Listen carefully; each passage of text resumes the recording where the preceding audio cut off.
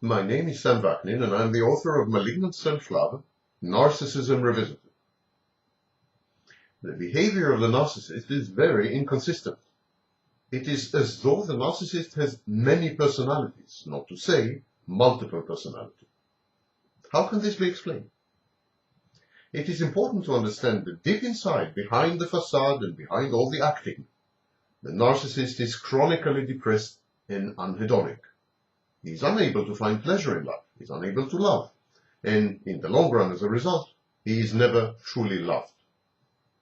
The narcissist is forever in the pursuit of excitement and drama, intended to alleviate his all-pervasive boredom and melancholy. The narcissist, put less charitably, is a drama queen. Needless to say that both the pursuit itself and its goals must conform to the grandiose vision that the narcissist has of his false self.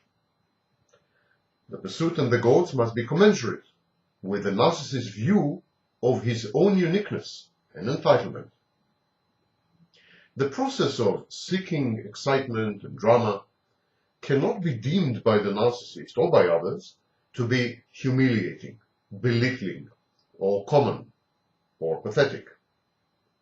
The excitement and the drama generated by the narcissist must be truly unique, groundbreaking, breathtaking, overwhelming, unprecedented, and under no circumstances routine or pedestrian. Actually, the very act of dramatization is intended to secure what we call ego syntony, a good feeling. The narcissist says to himself, surely the dramatic is also special, it's also meaningful, eternal, memorable. I, myself, I'm also dramatic, and therefore I exist and have meaning, and am memorable, and am special. The drama supports the narcissist's sense of being unique. The narcissist, always a pathological liar, and the chief victim of his own stratagems and deceit, can and does convince himself that his antics and exploits are cosmically significant. Thus, existential boredom, self-directed aggression, known as depression, and the compulsive quest for excitement and titillating drama lead to the relentless pursuit of narcissistic supply, attention, adulation, admiration, or, barring these, being feared and hated. The processes of obtaining, preserving, accumulating, and recalling narcissistic supply take place in something called the pathological narcissistic space. This is an imaginary environment, a comfort zone, invented by the narcissist himself. It has clear geographical and physical boundaries. It's a home, it's a neighborhood, it's a workplace, a city, a country. And the narcissist strives to maximize the amount of narcissistic supply that he derives from people within the pathological narcissistic space. There, in the pathological narcissistic space, the narcissist seeks admiration, adoration, approval, applause, or as a minimum, attention. If not fame, then notoriety. If not real achievements, then contrived and imagined ones. If not real distinction, then concocted and forced uniqueness. If not to be loved, then to be feared or to be hated. Narcissistic supply substitutes for having a real vocation or avocation and actual achievements. It displaces the emotional rewards of intimacy in mature relationships and supplants them, substitutes for them. The narcissist is ruefully aware of this substitutive nature of narcissistic supply, of his own inability to have a go at the real thing. His permanent existence is in fantasy land, intended to shield him from his self-destructive urges. And paradoxically, this very feigned and fake existence only enhances his self-defeating and self-destructive behavior. This state of things makes the narcissist feel sad, depressed, enraged at his own helplessness in the face of his disorder, and furious at the discrepancy between his delusions of grandeur and reality, what I call the grandiosity gap. This state of things is the engine of his growing disappointment and disillusionment, his anhedonia and impotence, his degeneration, and ultimate ugly decadence as he grows old. The narcissist ages disgracefully, ungraciously. He is not a becoming sight as his defenses crumble and harsh reality intrudes, the reality of his own self-imposed mediocrity and wasted life. These flickers of sanity, these reminders of his downhill path, get more ubiquitous with every passing day of confabulated existence. The narcissist has a dam fending off reality, but gradually, as he grows older, cracks appear, some water drops penetrate, and then the flood, the avalanche, as he completely collapses in the face of overwhelming evidence of decay, mediocrity, lack of achievements, and complete ruination. The more fiercely the narcissist fights this painfully realistic appraisal of himself, the more apparent its veracity. Infiltrated by the Trojan horse of his intelligence, the narcissist's defenses are overwhelmed, and this is followed by either spontaneous healing or a complete meltdown. The narcissist's pathological narcissistic states incorporates people whose role is to applaud, admire, adore, approve, and attend to the narcissist. Extracting narcissistic supply from these people calls for emotional and cognitive investments, stability, perseverance, long-term presence, attachment, collaboration, emotional agility, people skills, and so on. All these things are in short supply with the narcissist. But all this inevitable toil contradicts the deeply ingrained conviction of the narcissist that he is entitled to special and immediate preferential treatment. The narcissist expects to be instantaneously recognized as outstanding, talented, and unique. He does not see why this recognition should depend on his achievements and efforts. He feels that he is unique by virtue of his sheer existence. All he has to do is be there to be recognized. He feels that his very life is meaningful, that it encapsulates some cosmic message, mission, or process. Narcissistic supply, obtained through the investment of efforts and resources, such as time, money, and energy, is to be expected, routine, mundane. In short, such supply is near useless. Useful narcissistic supply is obtained miraculously, dramatically, excitingly, surprisingly, shockingly, unexpectedly, and simply by virtue of the narcissist being there. No action is called for as far as the narcissist is concerned. Cajoling, requesting, initiating, convincing, demonstrating, and begging for supply are all acts which starkly contrast with the grandiose delusions of the narcissist and his self-perception. The narcissist feels that he should not have to beg, or to ask, or to initiate, or to convince, or to cajole, or to beg for supply. It has to come his way automatically. It has to flow merely because he exists. Additionally, the narcissist is simply unable to behave in certain ways, even if he wants to.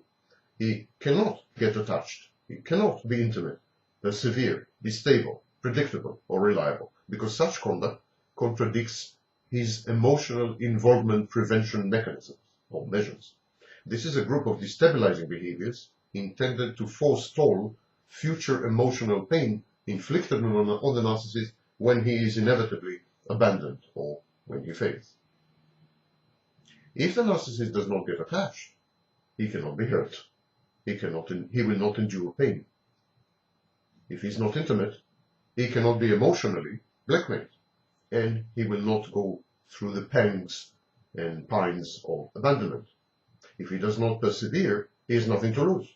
If he does not stay put, he cannot be expelled. If he rejects or abandons, he cannot be rejected or abandoned. Better to be active than passive. The narcissist anticipates the inevitable schisms and emotional abysses in a life fraught with gross dishonesty. And so, the narcissist shoots first.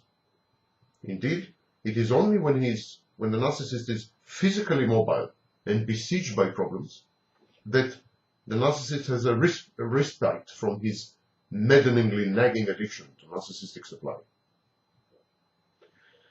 And this is the basic conflict of the narcissist. The two mechanisms underlying his distorted personality are completely incompatible. One mechanism calls for the establishment of a pathological narcissistic space and for the continuous gratification that is entailed in such a space by extracting narcissistic supply regularly, predictably, reliably. And the other mechanism urges the narcissist not to embark on any long-term project, to move continuously, to disconnect, to dissociate, to abandon. Only other people can provide the narcissist with his badly needed doses of narcissistic supply. But the narcissist is loath to communicate and to associate with these people in an emotionally meaningful way. The narcissist lacks the basic skills required in order to obtain his drug.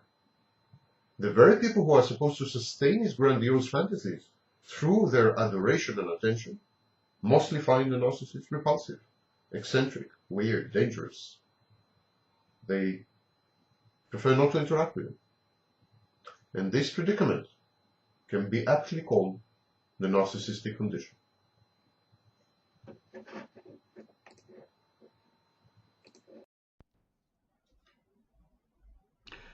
At the rate my views are dwindling, shortly I will be talking to myself. Now, there's nothing wrong with it. Don't misunderstand me. I am my favorite audience. So, not all is lost.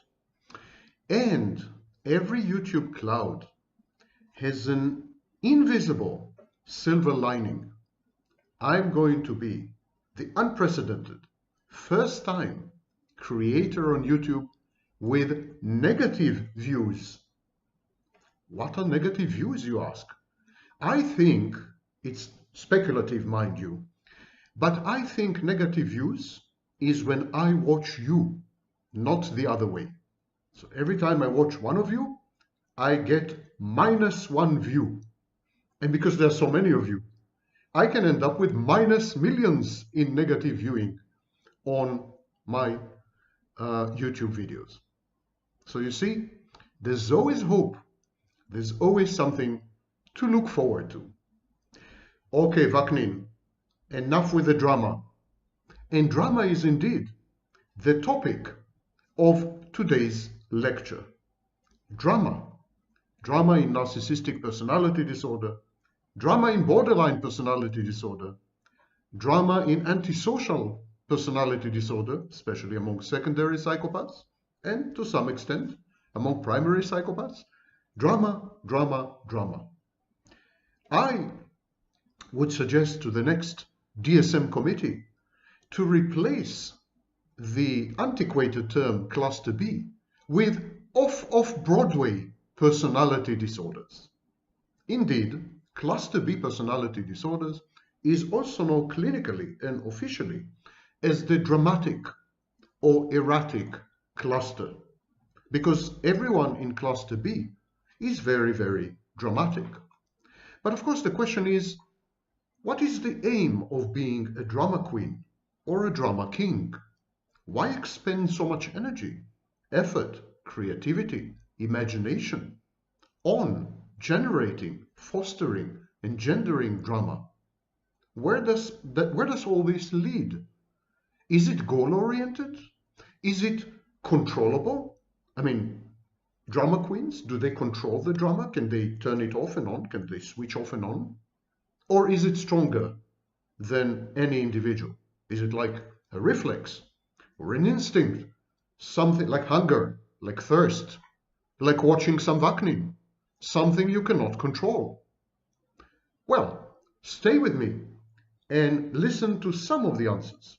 And as usual, as distinct from others, I bring you the latest cutting-edge research, studies, and so on. Now, the thing about cutting edge, it hurts.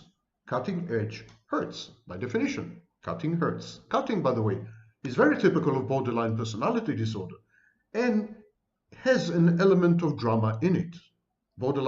People with borderline personality disorders self-mutilate, attempt suicide, and so on and so forth, partly in order to feel that they're alive, partly to quell and sort of mitigate and ameliorate the pain inside them, but partly in order to generate drama and get everyone around them become the focus of attention, become the life of the morbid party. So we'll talk about this as well. Lydia Rangelovska had observed recently that the pandemic had rendered all of us drama queens and drama kings, even if we don't wish to be. Drama is a tool, is an instrument, is a mode of communication. Drama is manipulative.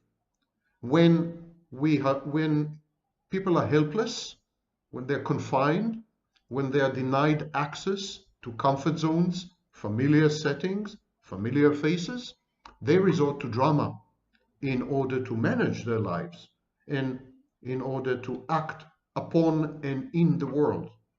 Drama is a kind of last resort, the outcome of learned helplessness. What are the motivations? Why do people become dramatic, erratic, unpredictable, terrifying sometimes, hurtful always?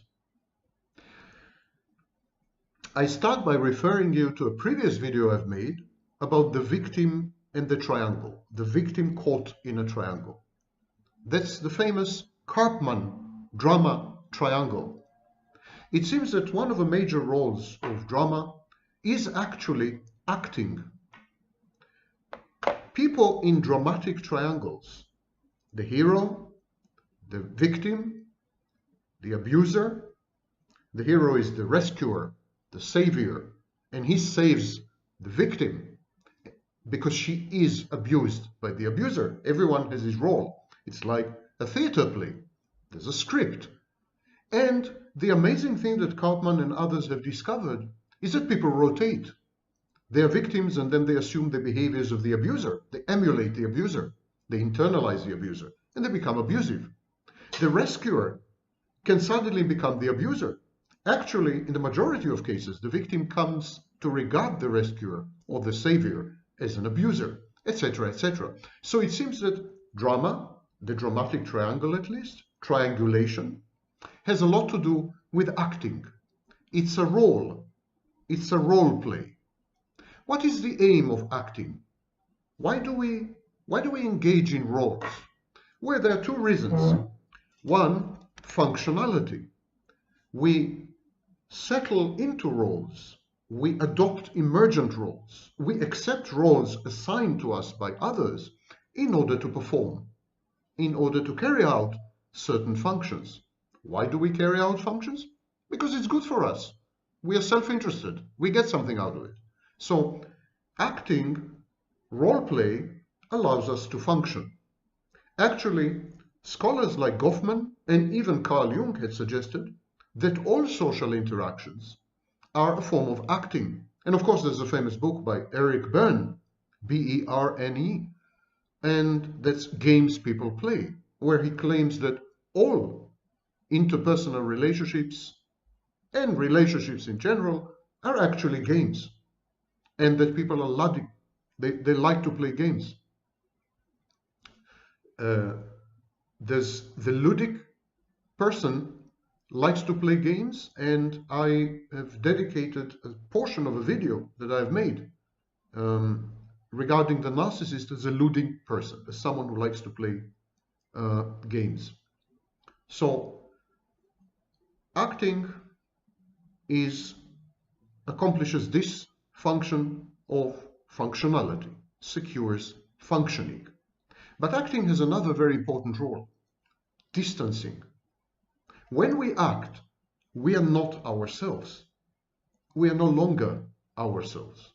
We are distanced from who we are. And much more importantly, we are distanced from our experiences. So, for example, if I had undergone a a trauma, if I were traumatized, one of the tools at my disposal is to distance myself from the trauma. And I can distance myself from the trauma by pretending to be someone else, by acting a role. And of course, acting by definition is dramatic. Indeed, we observe a substantial increase in dramatic behavior among victims of complex trauma, CPTSD. And if you go to communities and forums populated by the covert narcissists known as empaths or self-styled as empaths, there's drama no end. These are highly dramatic people. I mean, they revel in their drama. They put on shows endlessly. I mean, so acting is an integral part of coping with trauma, and coping with trauma via distancing. Here are the first two functions.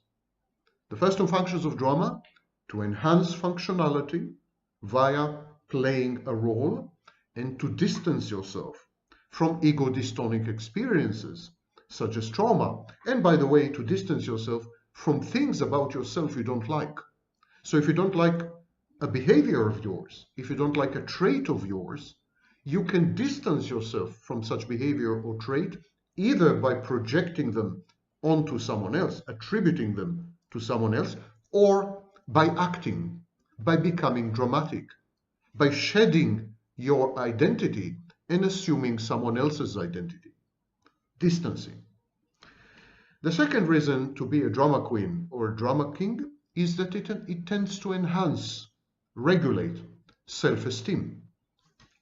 Technically, clinically, it tends to regulate a sense of self-worth. How come? Why would acting, not to mention acting out, regulate your self-esteem? How is this accomplished? Well, by reverting the locus of control. Someone who resorts to acting, someone who resorts to drama, as Rangelovska has mentioned, as I cited her earlier, as Lydia Rangelovska has observed, someone who does this is at the end of their tether. They are helpless. They ran out of solutions. Their coping strategies are not working anymore. The situation is dire because they don't have the recipes or the procedures to secure favorable outcomes from their human environment. So they resort to drama. They dramatize the situation. When they dramatize the situation, they assume a dual role. One role is a director of the drama. They're like a movie director. And the second role is the star of the drama, the main actor or main actress, the center of attention, the life of the party, the one who has access to privileged, asymmetrical information, because only the person who initiates the drama knows where the drama is going and how the drama is going to end. Drama is power. It's a power play. When you engage in drama, you throw everyone into a maelstrom of uncertainty, unpredictability, threat. Everyone around you is very frightened or very worried or very concerned or a bit ill at ease or a lot ill at ease. You control the moods and the emotions and the thoughts of everyone around you when you involve them in a drama. In other words, it's about power. Engaging in drama reverts the locus of control. When, for example, you're a victim, your locus of control is external. The abuser has the control. You are objectified. You are the passive recipient of the control. You are the subject, not the object. So suddenly you reverse the tables. Suddenly you are on top. You're not the bottom, you're the top. Suddenly you're the dom, not the sub. Suddenly you're in charge. You call the shots. You determine what's happening and what's going to happen. And your abuser is thrown off. Your abuser is, for a minute there, perplexed, baffled, unsure, doesn't know how to proceed and what to do. Thereby, you regain the locus of control. It becomes internal instead of external. Your abuser is no longer in control. You are. Now, of course, when you have an internal locus of control, and especially when the locus of control reverts from external to internal, you gain a lot in terms of self-confidence and self-esteem. It uplifts you, it buttresses you, it strengthens and empowers you to regain the control and the locus of control. And that's the second reason to engage in drama. The classic reason given is actually not as important as people think, and that is attention seeking. If you go online, everyone and his dog will tell you that drama is about attention seeking. Well, most of the time, actually, it's not. But in some highly restricted cases, in some highly specific personality disorders, for example, histrionic personality disorder, attention is important. Narcissist, by the way, rarely engages in dramatics. There's a huge confusion online between borderline and narcissist. Borderlines are much more dramatic than narcissists. Narcissists prefer to obtain narcissistic supply via control. They are control freaks. Borderlines are drama queens and drama kings. And histrionics, for example, engage in drama in order to secure attention. You can secure attention in three ways. One, you are the hero, you're the rescuer, you're the savior, using the Karpman model. So this guarantees and grants you attention. In other words, when people are grateful to you, gratitude is the engine of the attention. And the attention is a result of a drama. Now, very often these so-called heroes, these saints, they engineer situations where they will become heroes, where they will save the day, or the damsel in distress. They are covert narcissists, actually. And this is their passive-aggressive, manipulative way of creating circumstances and channeling and directing everyone to a stage set where they can attain and take on the role of a hero. So their heroism is self-induced, self-imputed, and self-created, self-generated. But still, it's a form of drama. And its pivot, emotional pivot, is gratitude. So hero, gratitude. The second possibility to obtain attention via drama is when you claim to be a victim. Then you get, for example, compassion, empathy, pity, and in any case, attention. So attention seekers pose as heroes and make sure to engineer situations where they end up being heroes, or they pose as victims. And when they pose as victims, they garner the attention and the positive emotionality that they seek. That is not to say, of course, that all victims do that.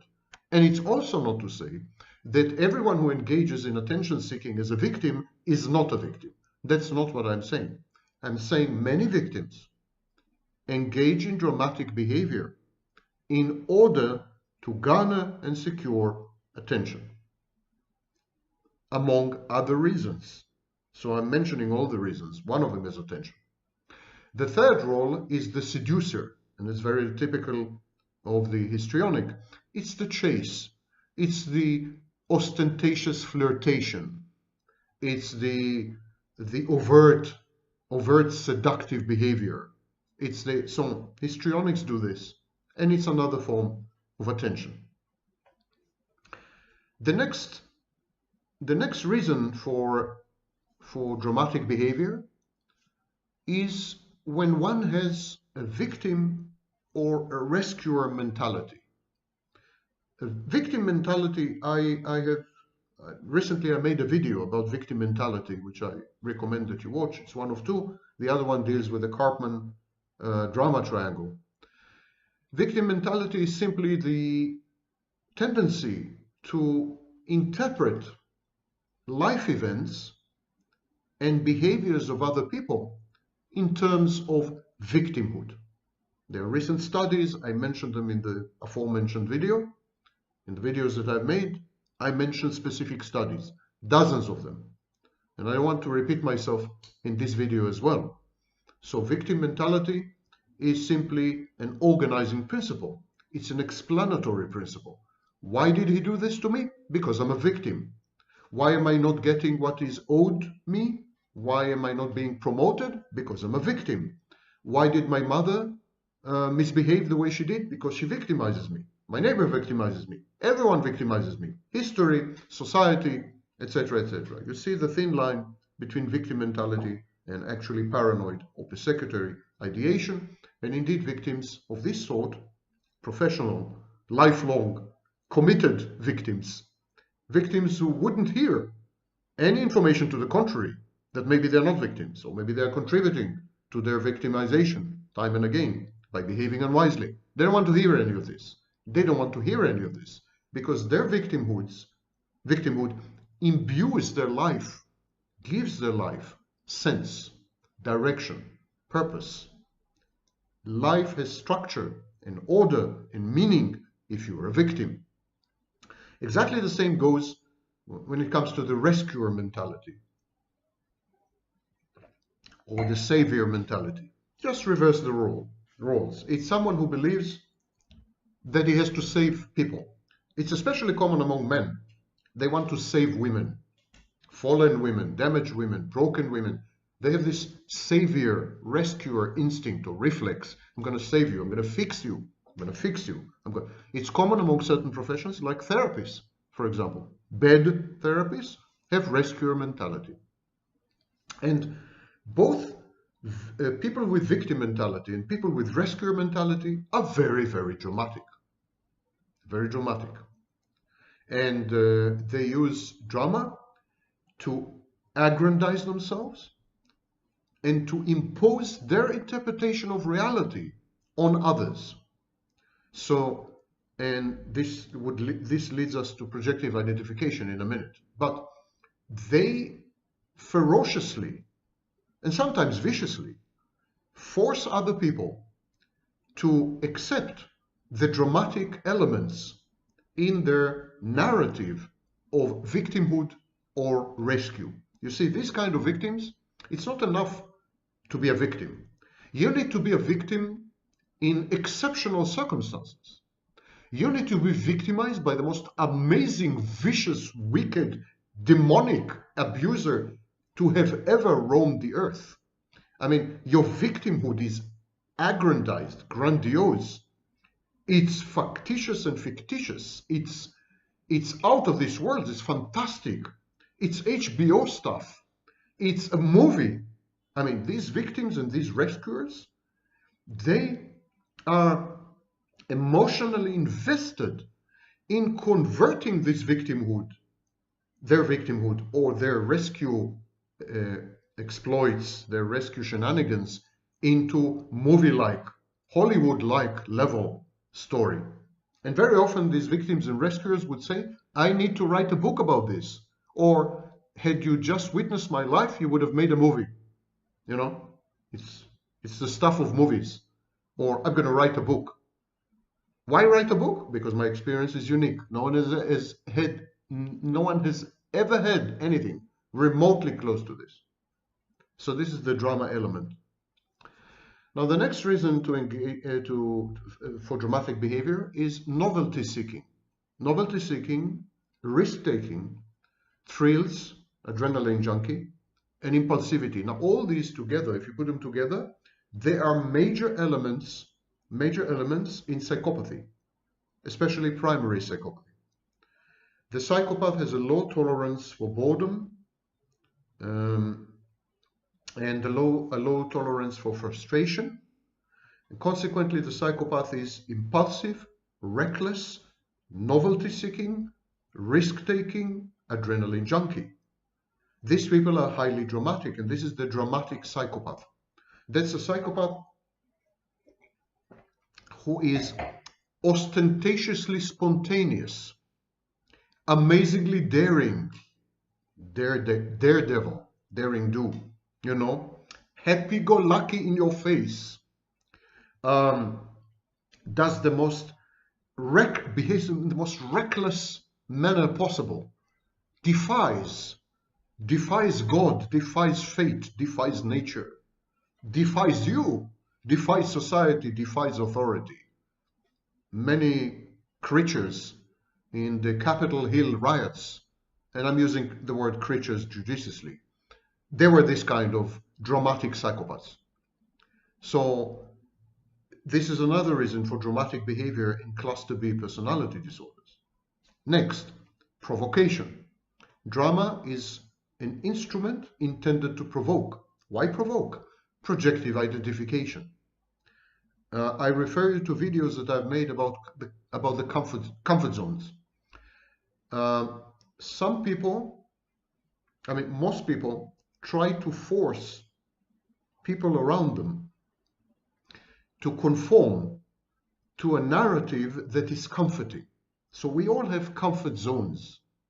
We all have expectations as to how other people should behave or will behave. That's known as a theory of mind. We have a theory what makes other people tick, how they are likely to respond, what choices they're likely to make, what decisions they're likely to adopt, and how they're going to treat us. So there's a theory of world and a theory of mind, and it's known as the internal working model.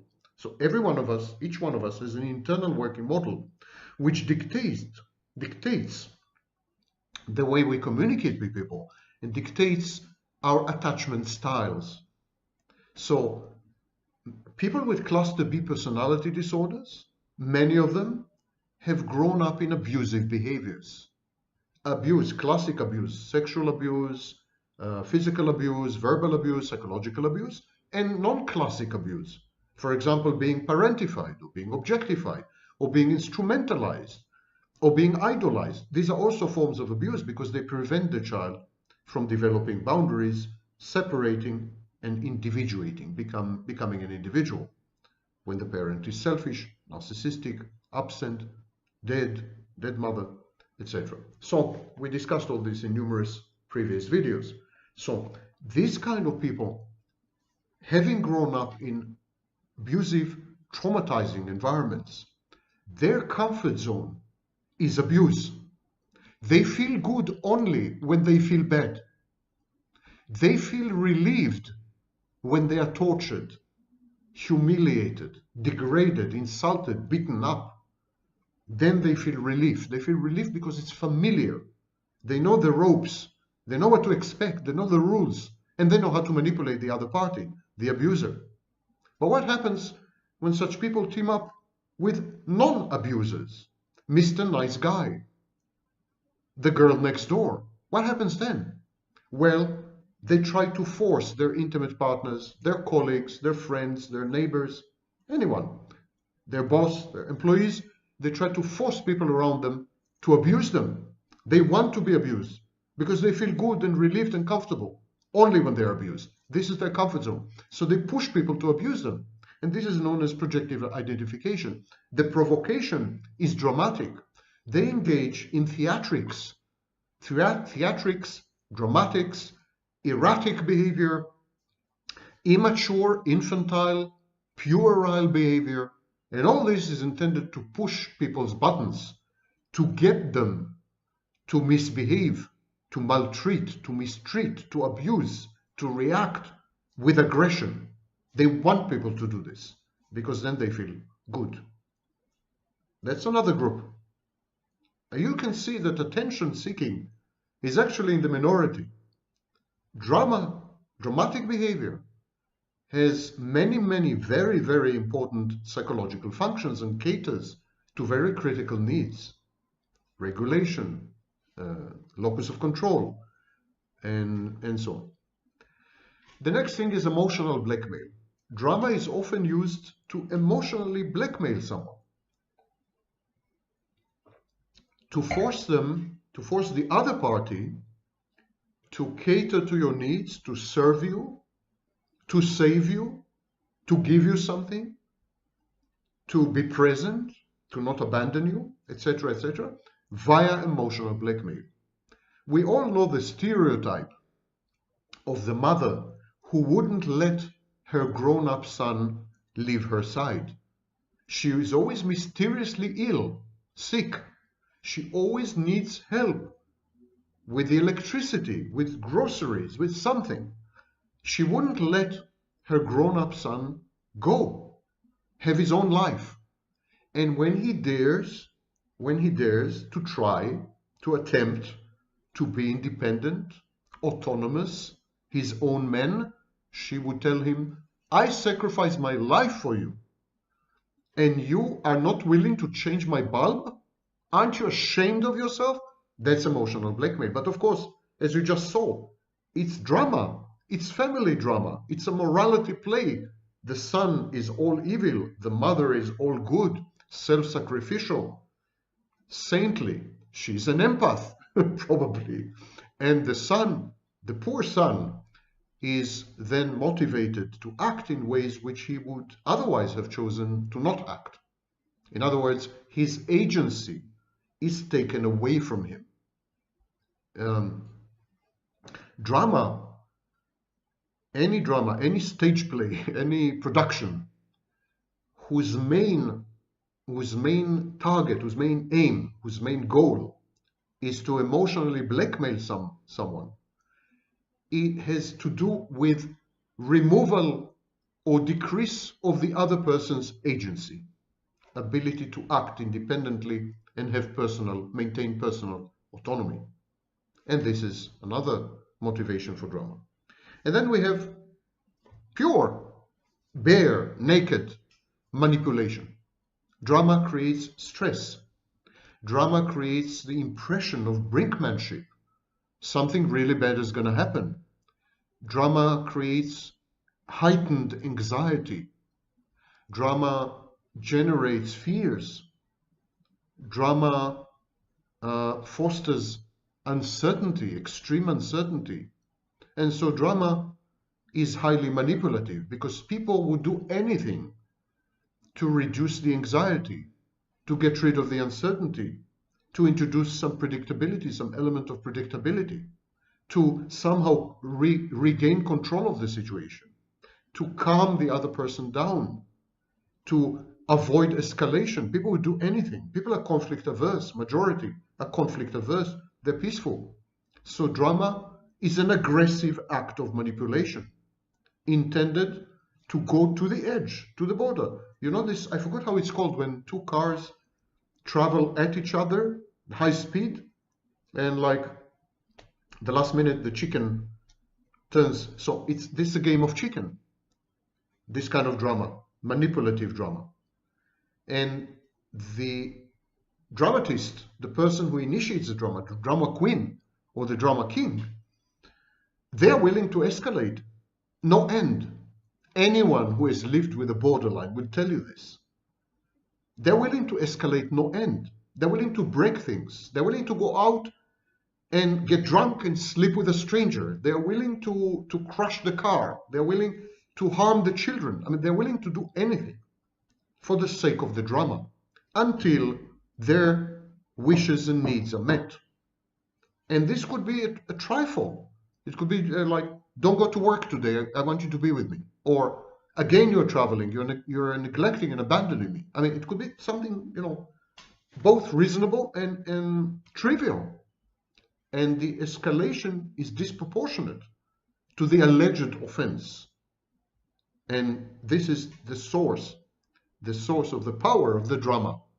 Because the drama is disproportional. Ultimately, you say to yourself, well, to avoid this kind of drama, I better make a small sacrifice. Manipulation accomplished, mission accomplished. And finally, drama is a distraction, a decoy. Something bad is going on. Something horrible has happened. Some trauma, some betrayal, some external circumstance which is adverse, some pandemic, some war, some hunger, some explosion, terrorist attack, I don't know what, some fight which leads to a divorce or to breakup or separation, some something bad with the children. I mean, something which essentially threatens the precariously balanced, disorganized personalities of cluster B people. So what they do, rather than cope head-on with the impending looming problem, even if they do identify the problem, what they do is distract. They create a diversion. They divert attention. They create a distraction. Suddenly, they become extremely dramatic, and everyone forgets about the real problem and gets focused on the drama. The drama becomes the vortex, the core, the center of attention, and everyone's resources goes towards ameliorating the drama, controlling the drama, converting, reframing the drama, getting the person to calm down and stop the drama, preventing escalation of the drama, etc., etc. Everyone is around the drama. And the problem that gave rise to the drama is completely forgotten, for a while at least. So it's a diversionary tactic and an attempt to redirect unwanted attention from some problem. So for example, if someone with cluster B had misbehaved, she did something really, really bad, like sleeping with a stranger, she would create enormous drama in order to deflect attention and deflect chastising and opprobrium and criticism from what she had done. If someone with borderline personality disorder or dependent personality disorder suddenly faces abandonment, she will create drama. And she will create drama because she can't cope with the impending rejection and abandonment. If a narcissist wants to accomplish something at work and keeps keeps being stonewalled, or believes that he's discriminated against, or because of envy, he is not getting his due. So he's going to create a passive-aggressive drama. But it's still drama. And the idea is to attract attention to the damage that he can inflict. So narcissists and psychopaths, they create destructive dramas. And it's a demonstration of their potential and power to hurt people, destroy things and institutions and so on. So while the borderline, codependent, and so on and so forth, histrionic, this kind of people create drama in order essentially to engage in distorted and thwarted object relations with external objects, in other words, with intimate partners. The psychopath and narcissist are goal-oriented, and they're likely to engage in drama either to motivate someone to accomplish some outcome, or to demonstrate how ruinous, how dangerous, how threatening, how destructive they can be if they're not given what they have demanded, what they've asked for. So it's a kind of blackmail. It's not emotional blackmail. It's technically criminal blackmail. You don't give me the promotion, I'm going to destroy this company. You don't give me what I want, I'm going to cheat on you. This is narcissistic and psychopathic reactions. And they are actually, the lines are blurred. Because as I keep saying in my videos, these patients transition between the various personality disorders, and within each personality disorder, they transition between three states: overt, collapse, and covert. So all these drama or dramatic behaviors come into play. And the nicest, most loving and caring and empathic borderline can engage in drama in order to convey and communicate to her intimate partner how much she needs him, how much she wants him, how afraid she is of abandonment and rejection. But then if he doesn't pick up the thread, if he doesn't respond in kind, if he refuses to participate in the drama that she had initiated, she flips on a dime and becomes a secondary psychopath. And then her drama is malevolent. Her drama is intended to convey the message, I'm going to hurt you badly. I'm going to hurt you badly, and I can do it again. And I'm going to do it again. So better, be careful. So you see, drama runs through all these personality disorders, and it's not a fixed feature, and mostly it doesn't have to do with attention. Although all these people are infantile, all these patients are essentially infantile, they're regressive, they regress to early childhood, and we know that children do use temper tantrums and so on in order to secure attention. We are forgetting that children also use rage attacks and displays of misbehavior to secure outcomes, to manipulate the adults. And these two features survive into adulthood in people with personality disorders. They are children in adult bodies, and this is how we should interpret their dramatic behaviors.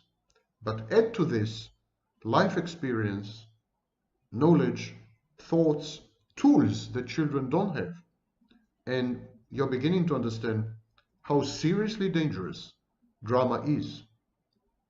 Dramatic behavior is. Drama queens and drama kings are not an oddity, they're not an eccentricity, they're not a sitcom. They are probably the most dangerous among the personality disordered group. They are dramatic behavior in cluster B leads to all the outcomes that we are terrified of, including aggression, including blackmail. And so when we see a drama queen or a drama king, we should be doubly careful, doubly cautious, triply worried and concerned, with heightened defenses. This is a major sign. Drama, including on a first date. Drama, you see drama, walk away. Walk away. It's an exceedingly bad sign. So I opened with my own personal drama, and I have depleted my dramatic reserves. Like real Broadway, I'm close for the season.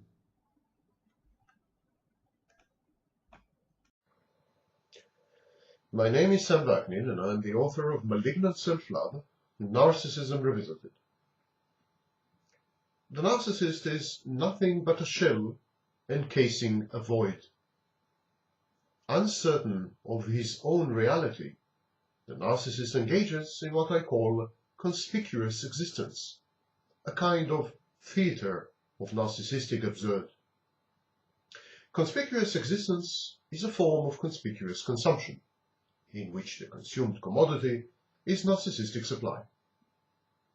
The narcissist elaborately stage manages his very being. His every movement, his tone of voice, his posture, his inflection, his poise, his text and subtext and context, they are all carefully orchestrated, choreographed to yield the maximum effect and to garner the most attention. Consequently, narcissists appear to be unpleasantly deliberate. They're somehow wrong, like automata gone awry or a robot off kilter. Narcissists are either too human or too inhuman, too modest, too haughty, too loving, too cold, too empathic, too stony, too industrious, too casual, too enthusiastic, too indifferent, too courteous, too abrasive, but it's always too much of something. Narcissists are excess embodied. They act their part, and their acting shows. Their thespian skills notwithstanding, the effort emanates and exudes through the seams of their existence. Their show invariably unravels at the seams under the slightest stress. Their enthusiasm is always manic, their emotional expression unnatural. Their body language defies their own statements. Their statements belie their intentions their intentions are focused on one and only one thing, a drug, securing narcissistic supply from other people. The narcissist authors, composes his life. He scripts his life. To him, time is the medium upon which he, the narcissist, records the narrative of his recherché biography. The narcissist is therefore always calculated, as though listening to an inner voice, to a kind of movie director or a choreographer of his unfolding, significant, cosmically significant history. The narcissist's speech is tumid, his motion stunted, his emotional palette a mockery of true countenances. But the narcissist's constant invention of his self is not limited to outward appearances. The narcissist does nothing and says nothing. He doesn't even think anything. He thinks nothing without first having computed the quantity of narcissistic supply that his actions, utterances, or thoughts may yield. The visible narcissist is the tip of a gigantic, submerged iceberg of seething reckoning, endless number of calculations. The narcissist is like these famous supercomputers. He is incessantly engaged in energy-draining gorging of other people and their possible reactions to him. The narcissist constantly estimates, evaluates, counts, weighs, measures, determines, enumerates, compares, despairs, reawakens, restarts, reboots, and extracts. Extracts what? Narcissistic supply. His fatigued brain is bathed with a drowning noise of stratagems and fears, rage and envy, anxiety and relief, addiction and rebellion, mediation, meditation, and premeditation. The narcissist is a machine which never rests, not even in his dreams, and it has one purpose only: securing and maximizing narcissistic supply. Small wonder that the narcissist is tired, exhausted. His exhaustion is all-pervasive and all-consuming. His mental energy depleted, the narcissist can hardly empathize with others. He cannot love, he cannot experience emotions. He is too zombified, too tired. Conspicuous existence malignantly replaces real existence. The myriad ambivalent forms of life are supplanted by the single obsession compulsion of I must be seen, I must be observed, I must be reflected, of being by proxy through the gaze of others. The narcissist ceases to exist when he is not in company. His being fades when he is not discerned, when he is not noticed. When he is ignored, he is dead. Yet he is unable to return the favor. He is a captive, oblivious to everything but his preoccupation. Emptied from within, devoured by his urge, the narcissist blindly stumbles from one relationship to another, from one warm body to the next, forever in search of that elusive creature, himself.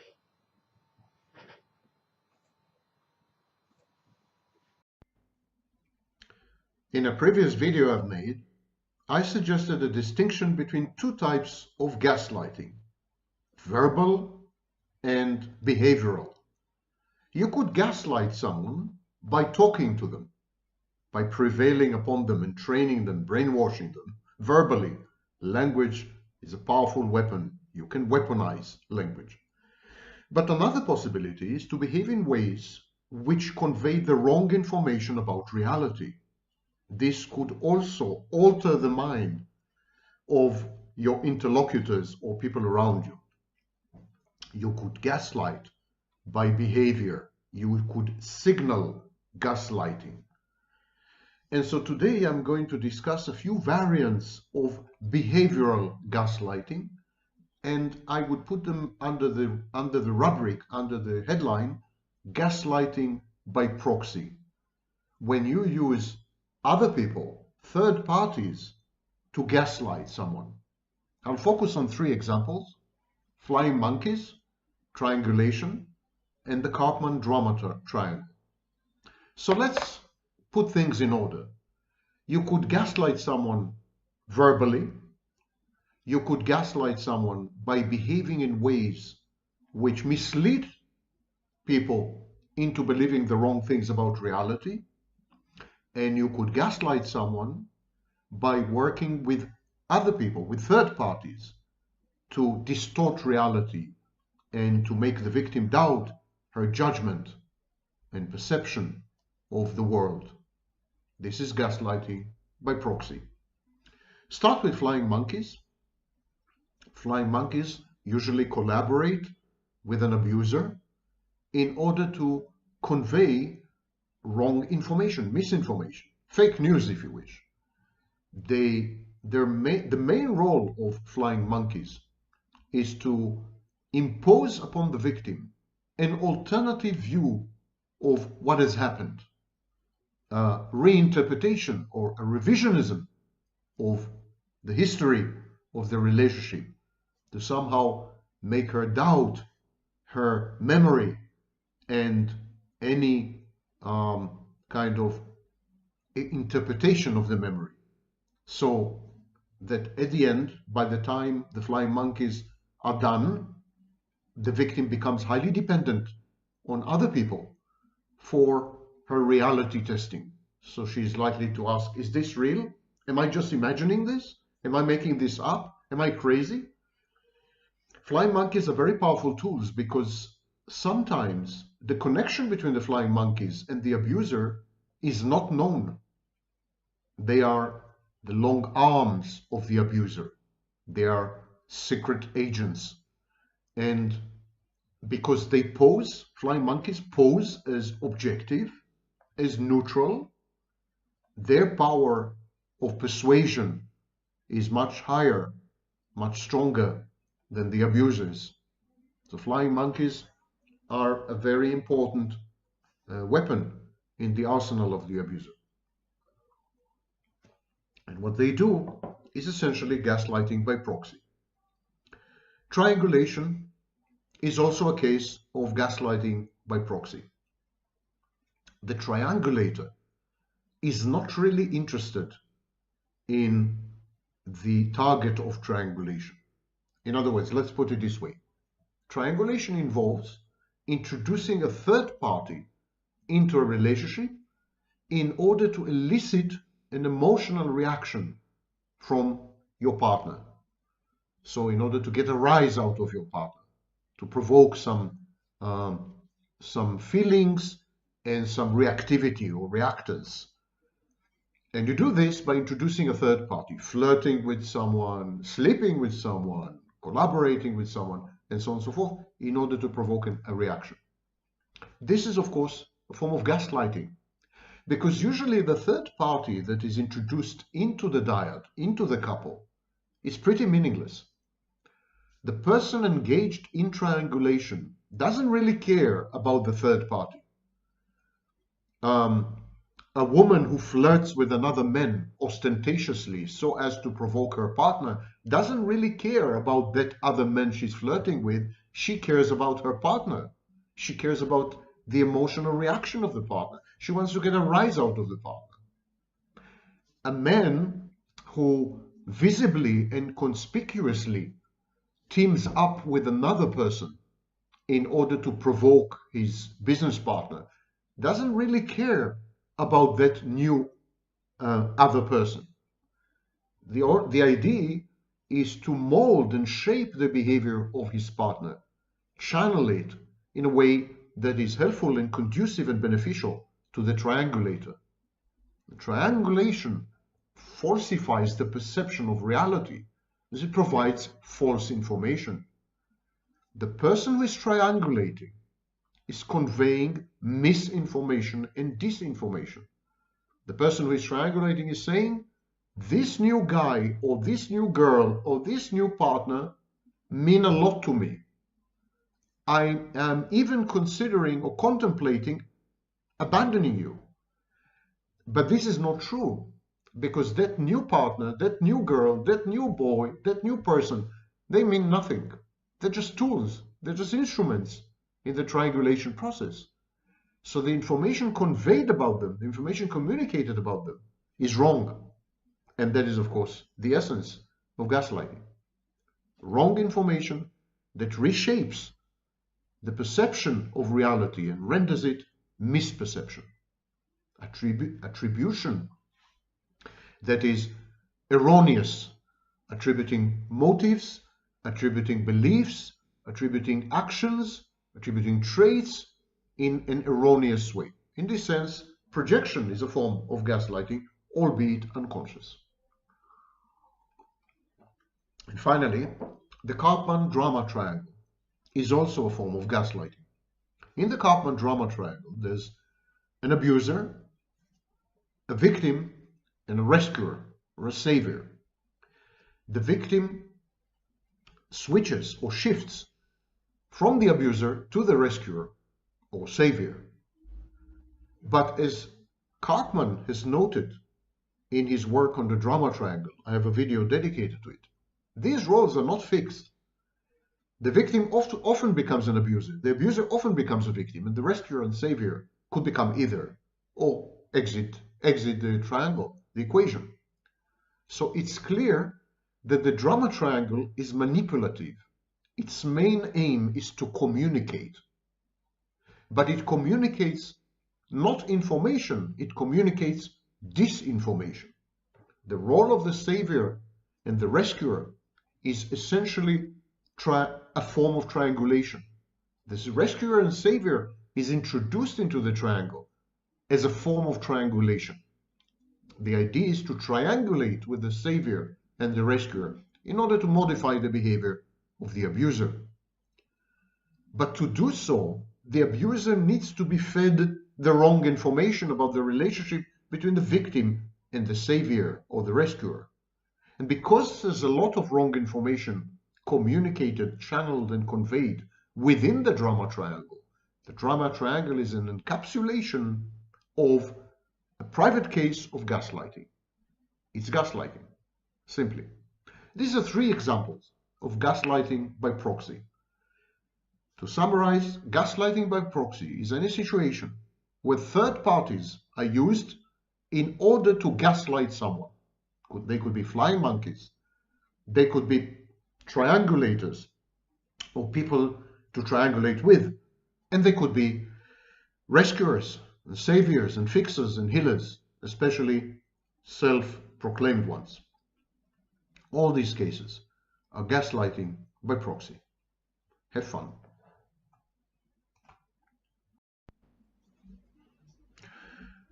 Drama, crazy making, chaos. Why? What for? What are the psychodynamic reasons behind such behavior or misbehavior? And what are the goals, if any? Why do people with borderline personality disorder, narcissistic personality disorder, even antisocial personality disorder, aka psychopaths on the extreme end of the spectrum? Why do people with other personality disorders, histrionic, paranoid, with mood disorders such as bipolar disorder, with a variety of other mental illnesses, why do they engage in dramatic, erratic behavior? This is such a defining feature that the cluster B personality disorders are also called erratic, dramatic personality disorder, erratic dramatic cluster. So drama is not a minor thing. It's not a fringe event or occurrence. It's not atypical. Drama is at the very core of these mental health disturbances. And in this video, we're going to explore the whys, the hows, the wheres, the whens, and the whos of dramatic crazy making. My name is Sam Vakni, and I'm a former visiting professor of psychology and the author of Malignant Self-Love, Narcissism Revisited. And onward to this dramatic crazy making video. You have my word. First of all, as you've already understood, well, some of you at least, crazy making, drama or dramatic behavior, chaos, dysregulation, acting out, even defiance or reactance, recklessness, all these are indications of mental illness. Mental illness can be severe. Personality disorders are considered severe mental illnesses. They could be mid-range, for example, mood disorders or anxiety disorders, or they can be really extreme, for example, psychotic disorders. In all these disorders, there's an element of drama, element of theater play, element of production. The protagonist, in this case the mentally ill patient or the mentally ill client, is thespian, is acting or play acting. It's like a character in a movie. And the whole thing feels very unreal. The escalation is immediate, disproportionate. And you wanna grab these people by the lapels, or whatever they're wearing, and just shake them and say, wake up, what are you doing? Are you nuts? Why are you escalating? Why are you making this much, much worse? Where's the need? What's the need? Why do you need to be so dramatic? Why do you need to introduce an element of insanity, unpredictability, disproportionality, indeterminacy, fear into the whole situation? Aren't there other ways to tackle stress, catastrophizing, panic, anxiety, depression, adversity, conflict? Does it all have to go to hell in a handbasket? And there's no way to get to these people, because when they are in the throes of enacting their personal dramas, they're no longer with us. They're somewhere floating, detached. Indeed, many of these clients and patients, when they are being erratic or dramatic or unpredictable or arbitrary or capricious or dangerous or psychopathic, they are also at the same time dissociative.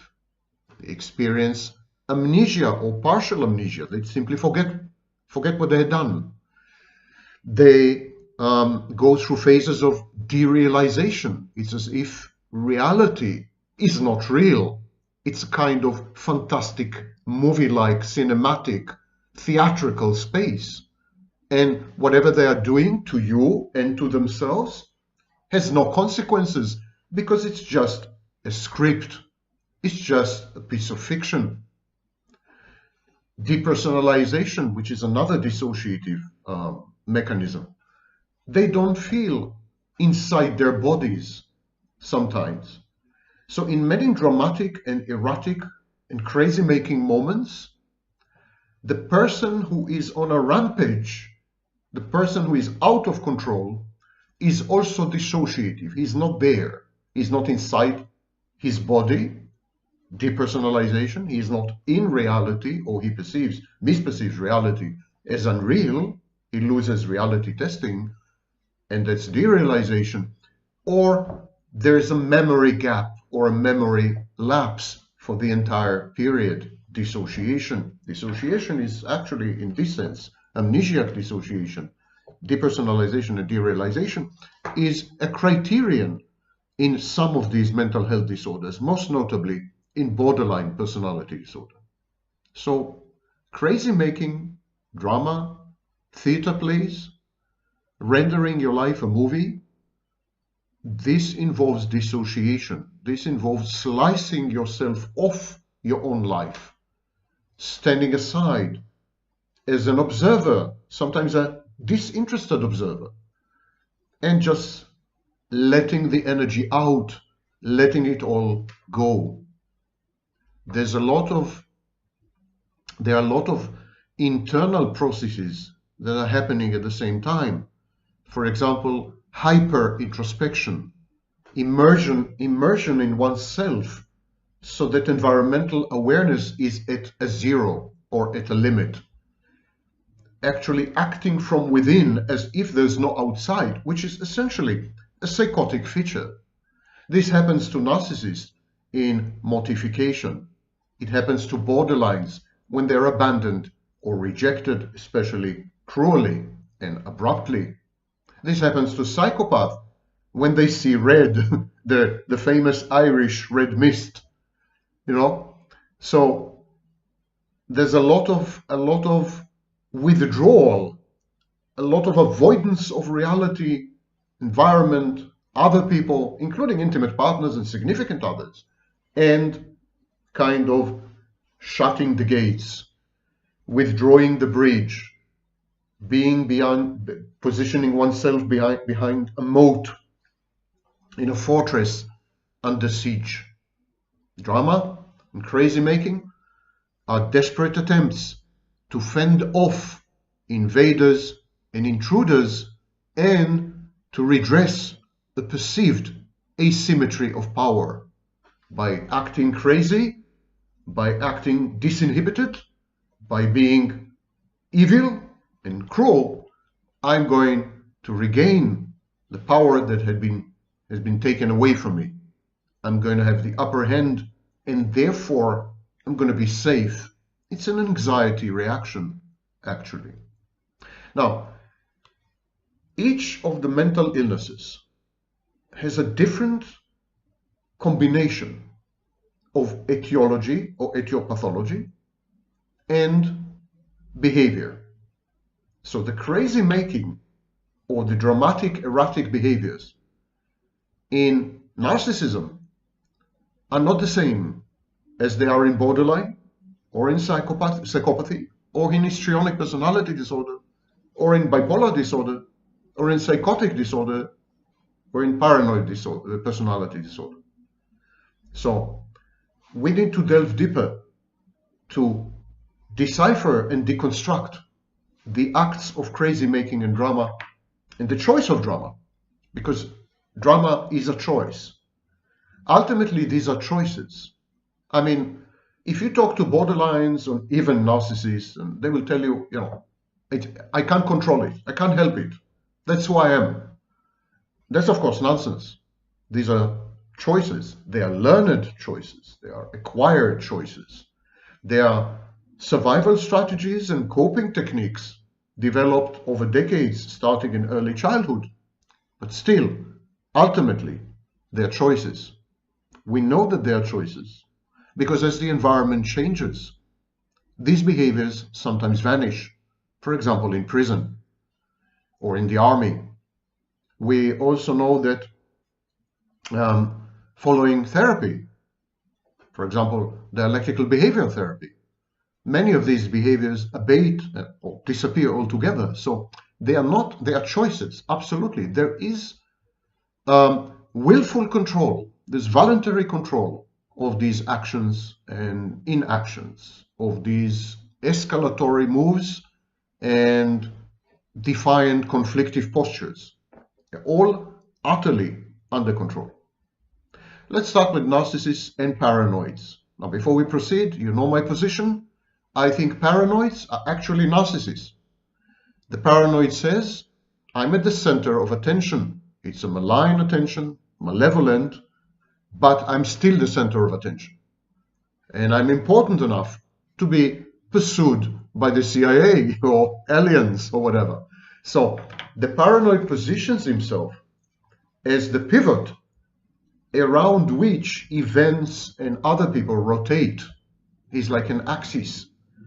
And so there is a centrality, a self-imputed centrality of the paranoid, which is indistinguishable from the self-imputed importance of the narcissist. Both paranoia and narcissism are forms of grandiosity. Now, in extreme cases, of course, paranoia is a hallmark of schizophrenia, and so it is psychotically tinged. But still, this is grandiose psychosis. So Narcissists and paranoids, as far as I'm concerned, are in the same group. Paranoid personality disorder and narcissistic personality disorder. Now, why do these people engage in drama and in crazy making? Because they're prone to fantasy. And what is a fantasy if not a form of drama? A fantasy is a theater play. Narcissism and paranoid ideation are fantasy defenses gone awry. So the narcissist always inhabits a never-ending tale or land of drama. His entire inner world is dramatic, populated by internal objects and introjects which represent other people. And the same goes for the paranoid. The game is afoot. There's some conspiracy unfolding. There's referential ideation, ideas of reference. Other people are busy, occupied in planning the demise or the end of the paranoid. And so everything and everyone revolve around the paranoid and the narcissist. And this swirl, this cloud, is the drama. The narcissist and the paranoid feel dead. They feel absolutely vacated, empty, when their lives are routine and drab and predictable and safe and stable. They hate these things. Psychopaths hate the very same things for another reason, because they have a very low threshold of boredom. They're bored easily. But narcissists and paranoids, they have a cognitive distortion. It's known as grandiosity.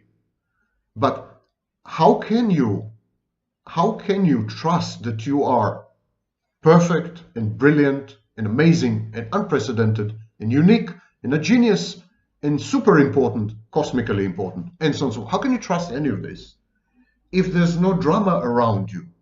If other people don't affirm this and confirm it with their behavior or misbehavior? So grandiosity and paranoia are the twin engines of dramatic-erratic behavior in narcissism and paranoid personality disorder, because the drama and the crazy making aid, abet, buttress, uphold, and protect the self-perception, the fantastic, inflated self-perception of the narcissist and the paranoid, and the cognitive distortion that filters out reality and or reframes it dramatically, also known as grandiosity. With the borderlines, the situation is not the same. The reasons are not the same.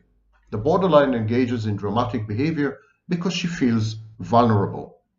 She feels that she's about to be hurt, that she's about to experience pain. And the borderline is dysregulated. She is ill-equipped to regulate her internal environment. Emotions overwhelm her. Her moods are labile. She is like an ocean in storm. She is skinless. It's as if she doesn't have a skin, and everything immediately impinges on her inner core. The core she believes that she has, which actually she doesn't have. But so she constantly experiences pain, being overwhelmed, drowning, and so she's vulnerable. As a defense against this vulnerability, most borderlines are aggressive. The aggression can be directed inwards, and then the borderline becomes self-trashing, self-destructive, self-harming, self-defeating.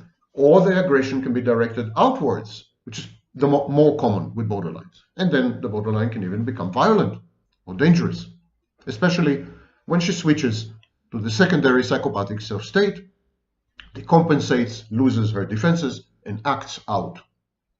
So, in the case of borderlines, the drama and the crazy making are a form of signaling, whereas many victimhood-oriented people virtue signal, there's virtue signaling, the borderline signals aggression. The borderline's crazy making and drama is a message. I am crazy, don't F with me. I am unpredictable, don't scorn me. I am dangerous, don't abandon me.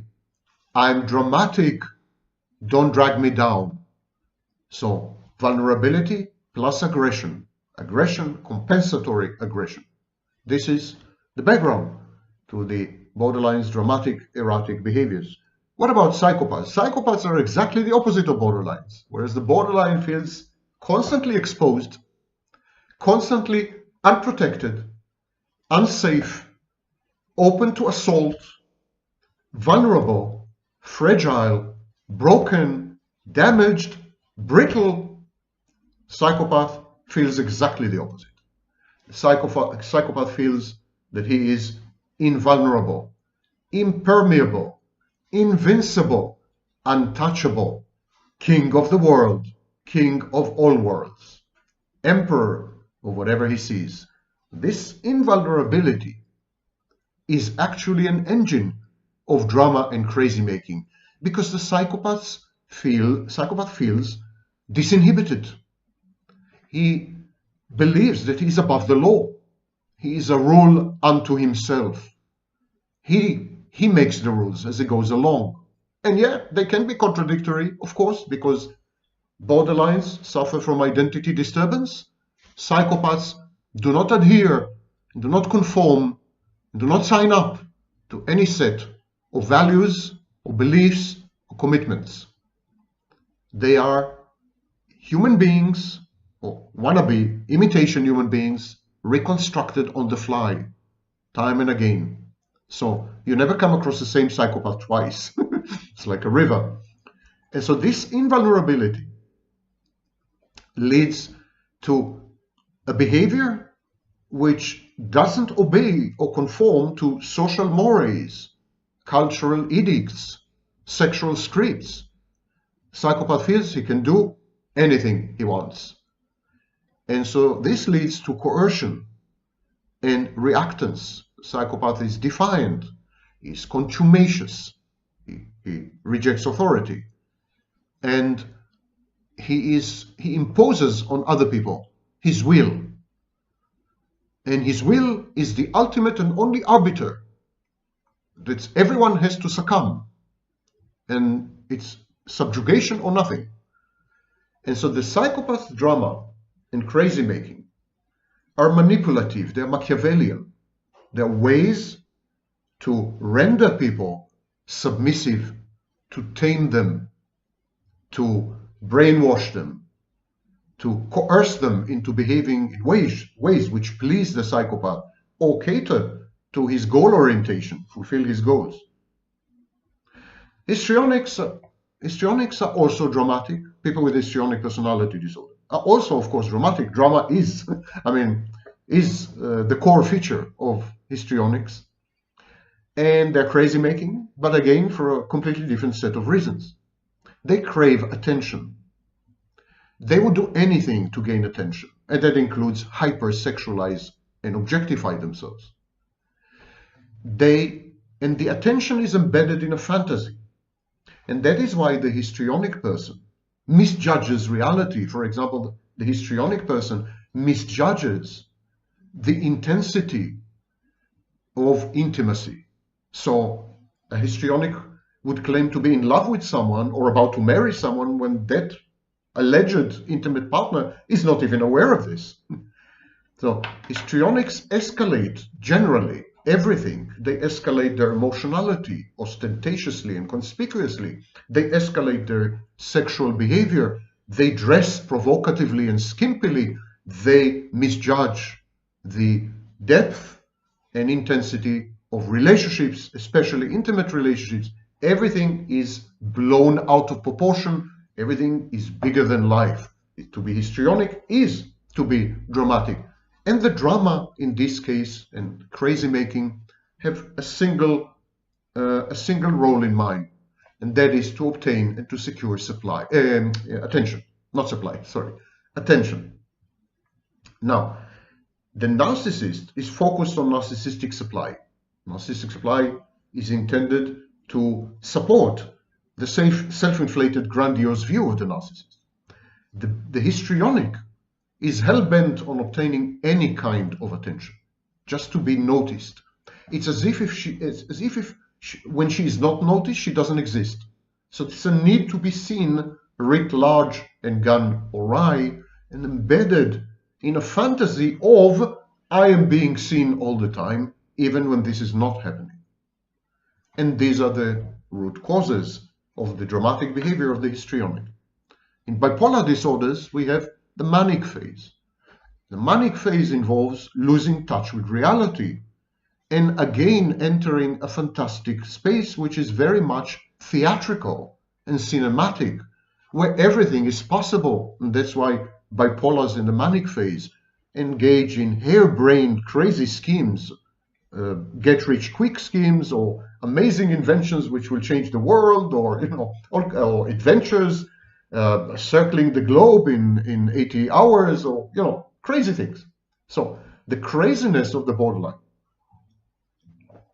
the insane dramatic element in the bipolar, the insane dramatic element has to do with a misapprehension of limitations, shortcomings, one's own weak points and flaws and frailties. And so at that point, reality testing is impaired beyond measure.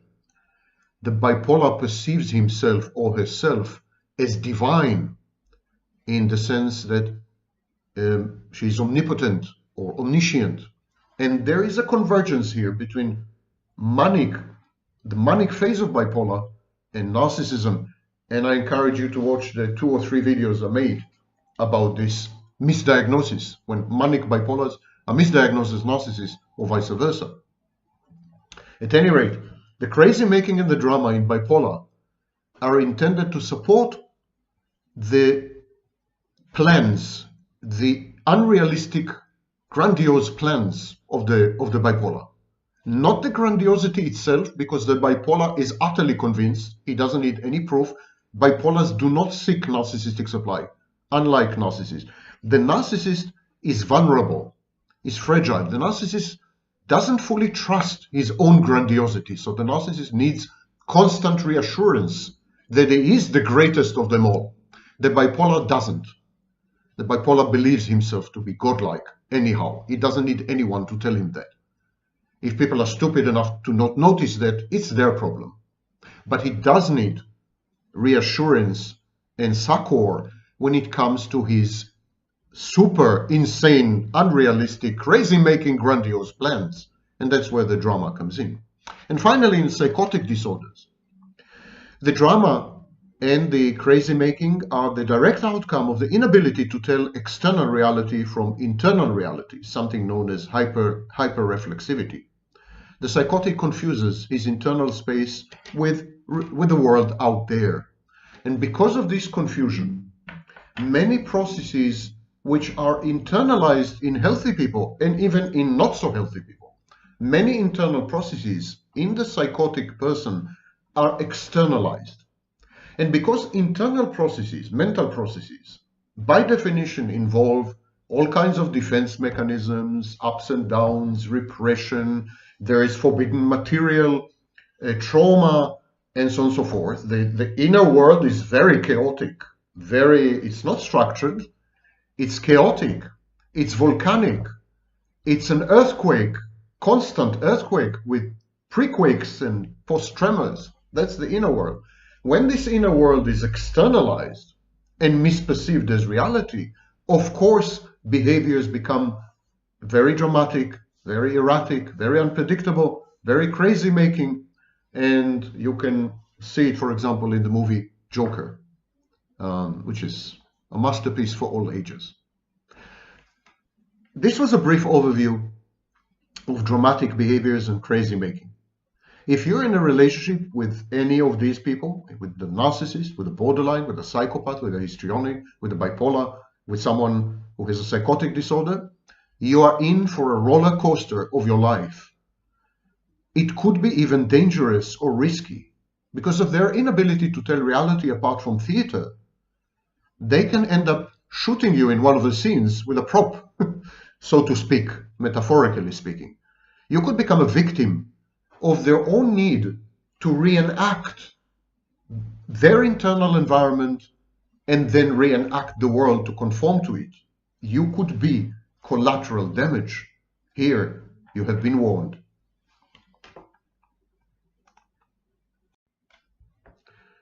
Apocalyptic. Have you ever heard this word before? I haven't. I woke up with it this morning. It's a new word to the best of my knowledge. And it is the way that narcissists introduce drama and crises and catastrophes into their otherwise mundane and dreary and intolerably stable lives. What is the difference between the narcissist apocalyptic and the borderlines drama? Do they fulfill different psychological roles? Stay with me for the answer. And who is me? My name is Sam Vaknin. I'm the author of Malignant Self-Love, Narcissism Revisited, a former visiting professor of psychology and currently on the faculty of CIAPS, Commonwealth Institute for Advanced Professional Studies. Phew! This over with, we can make some progress. Now, every self-styled expert and his dog and his mother-in-law would tell you that borderline personality disorder is just another name for complex post-traumatic stress disorder, CPTSD. And as usual, I've been the first. In 1996, I've written an article introducing Judith Herman's concept of CPTSD into domestic violence and abusive relationships. Since then, of course, the whole thing has been corrupted and distorted. Borderline personality disorder, narcissistic personality disorder, are not the same as complex trauma. They are not the same as CPTSD. Borderline personality disorder and narcissistic personality disorder are different ways of reacting to CPTSD. Borderline personality disorder is not the same as complex trauma. It is a specific type of a multi-layered pattern of reaction to CPTSD. It is partly genetically and partly neurobiologically determined. And the same goes for pathological narcissism.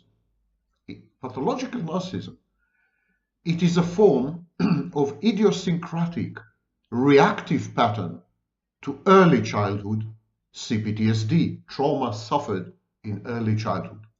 These are therefore reactions. However, as I just said, there are different forms of reaction. In narcissism, the emphasis is on cognition, cognitive overcompensation. That is because the narcissist is unable to access positive emotions. He buried them deep, together with shame and guilt. The borderline, on the very contrary, emphasizes emotions, so she has cognitive underrepresentation, emotional overcompensation, also known as emotional dysregulation. The borderline's emotions overwhelm her, drown her, dysregulate her, make her lose control. So there is a difference between the styles, the cognitive styles and the emotional styles of narcissists and borderlines. One is cognitive and one is emotional or hyper-emotional. But both of them do catastrophizing and both of them do apocalyptic.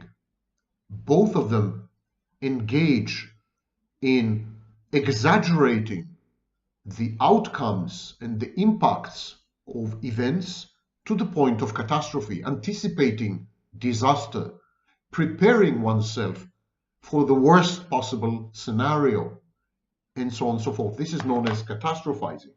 It is a cognitive distortion. It is the assumption that if anything can go wrong, it will, and egregiously so, in a way that is both compounded, irreversible, and all-encompassing, ubiquitous and all-pervasive. And this is catastrophizing. Catastrophizing is a cognitive distortion, and therefore we should have expected to find little of it in borderline personality disorder, because borderline personality disorder is about emotions, not about cognition. Accordingly, borderline should not catastrophize. Similarly, apocalyptic. Apocalyptic is the deliberate introduction of crises, disasters, catastrophes, drama into one's life for a variety of reasons which we'll deal with in a minute. That is usually a form of emotional thinking, emotional response. We would have expected the borderline to engage in apocalyptic, and yet narcissists do as well. Why is that? Because they are mediating vectors, they are transmission mechanisms between pathological narcissism and salient features of borderline, such as emotional dysregulation. That's a convoluted way of saying that when narcissists are exposed to stress, anxiety, and trauma, they become borderlines. And when borderlines are exposed to stress and trauma and anxiety, they become a lot narcissistic. They transition, they change roles when they are subjected to the exigencies and vagaries of reality. When the borderline anticipates abandonment or faces rejection, she becomes a bit psychopathic, secondary psychopath. Coupled with her grandiosity, this gives rise to essentially pathological narcissism. When the narcissist is exposed to deficient narcissistic supply, or to mortification, public humiliation, or to a severe narcissistic injury, the narcissist loses control, loses it, becomes emotionally dysregulated, and is indistinguishable from the borderline. That is why both the borderline and the narcissist engage in catastrophizing and in apocalyptic. The second vector of transmission is paranoia. So the first vector is stress, anxiety, trauma. The second vector is paranoia. Paranoid ideation includes both catastrophizing and apocalyptic. Paranoid ideation is grandiose. The paranoid is the center of the world. He is the pivot around which other people revolve with their malevolent intentions and conspiracies. The paranoid is at the center of attention. He is the life of the party, so to speak. So paranoia or paranoid ideation is a form of narcissism. Definitely, as far as grandiosity goes, it's a cognitive distortion. And the paranoid catastrophizes. The CIA is going to assassinate me. Donald Trump is going to appoint me vice president. You know, horrible things are going to happen. So this is a form of catastrophizing, and it's very common in paranoia. The paranoid, having been exposed to his own delusional catastrophizing, then reacts with apocalyptic. The paranoid generates drama, crisis, introduces real-life disasters into his otherwise peaceful and mundane life, pedestrian life. So these are the two vectors that cause flux and transmission between narcissistic pathologies of the self and borderline personality organization, and that's why we see catastrophizing and apocalyptic in the same person, or with borderline, or the same person with narcissism. Now, what are the roles? Why to apocalyptic? What are the roles of apocalyptic? Why introduce drama and crisis into your life if you can avoid them, if they're avoidable? Who wants to be subjected to danger, to risk, to crisis, to drama, to the slings and arrows of other people, to malevolent intentions, to conspiracies? Who wants this? Who seeks this? We're not talking about insane people. We're not talking about psychotic people. We are sometimes talking about very rational people. Why would they do this? For several reasons. First of all, drama and crisis are control and manipulation tools. They're Machiavellian. By creating drama and crisis, the narcissist enhances his or her ability to control the environment because she's or he is the source of the drama and the crisis. He or she has privileged information about the unfolding of the drama and the crisis. So the secret script, the covert plan. So drama and crisis are about control and about manipulating others. Drama and crisis also serve as an organizing and explanatory principle. Two principles, organizing principle and explanatory principle. The drama or the crisis structure the narcissist or the borderline's life. They give them shape and direction and purpose. They need to survive the crisis. They need to rechannel your energy. All this organizes your life, affords your life with some kind of structure, channels your life, if you wish. The drama and the crisis also serve to imbue your life with meaning, to make sense of your life. If you are the subject of a conspiracy, for example, that would explain many things.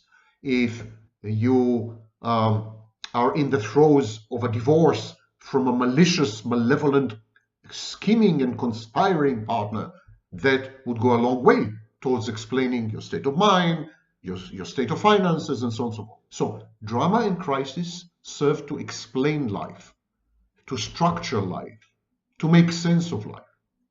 And of course, there's the element, the antisocial element, the psychopathic element of thrill-seeking and risk-taking, which are embedded in an inseparable part, an integral part of drama and crisis. Drama and crisis are forms of defiance and contumaciousness, hatred of authority.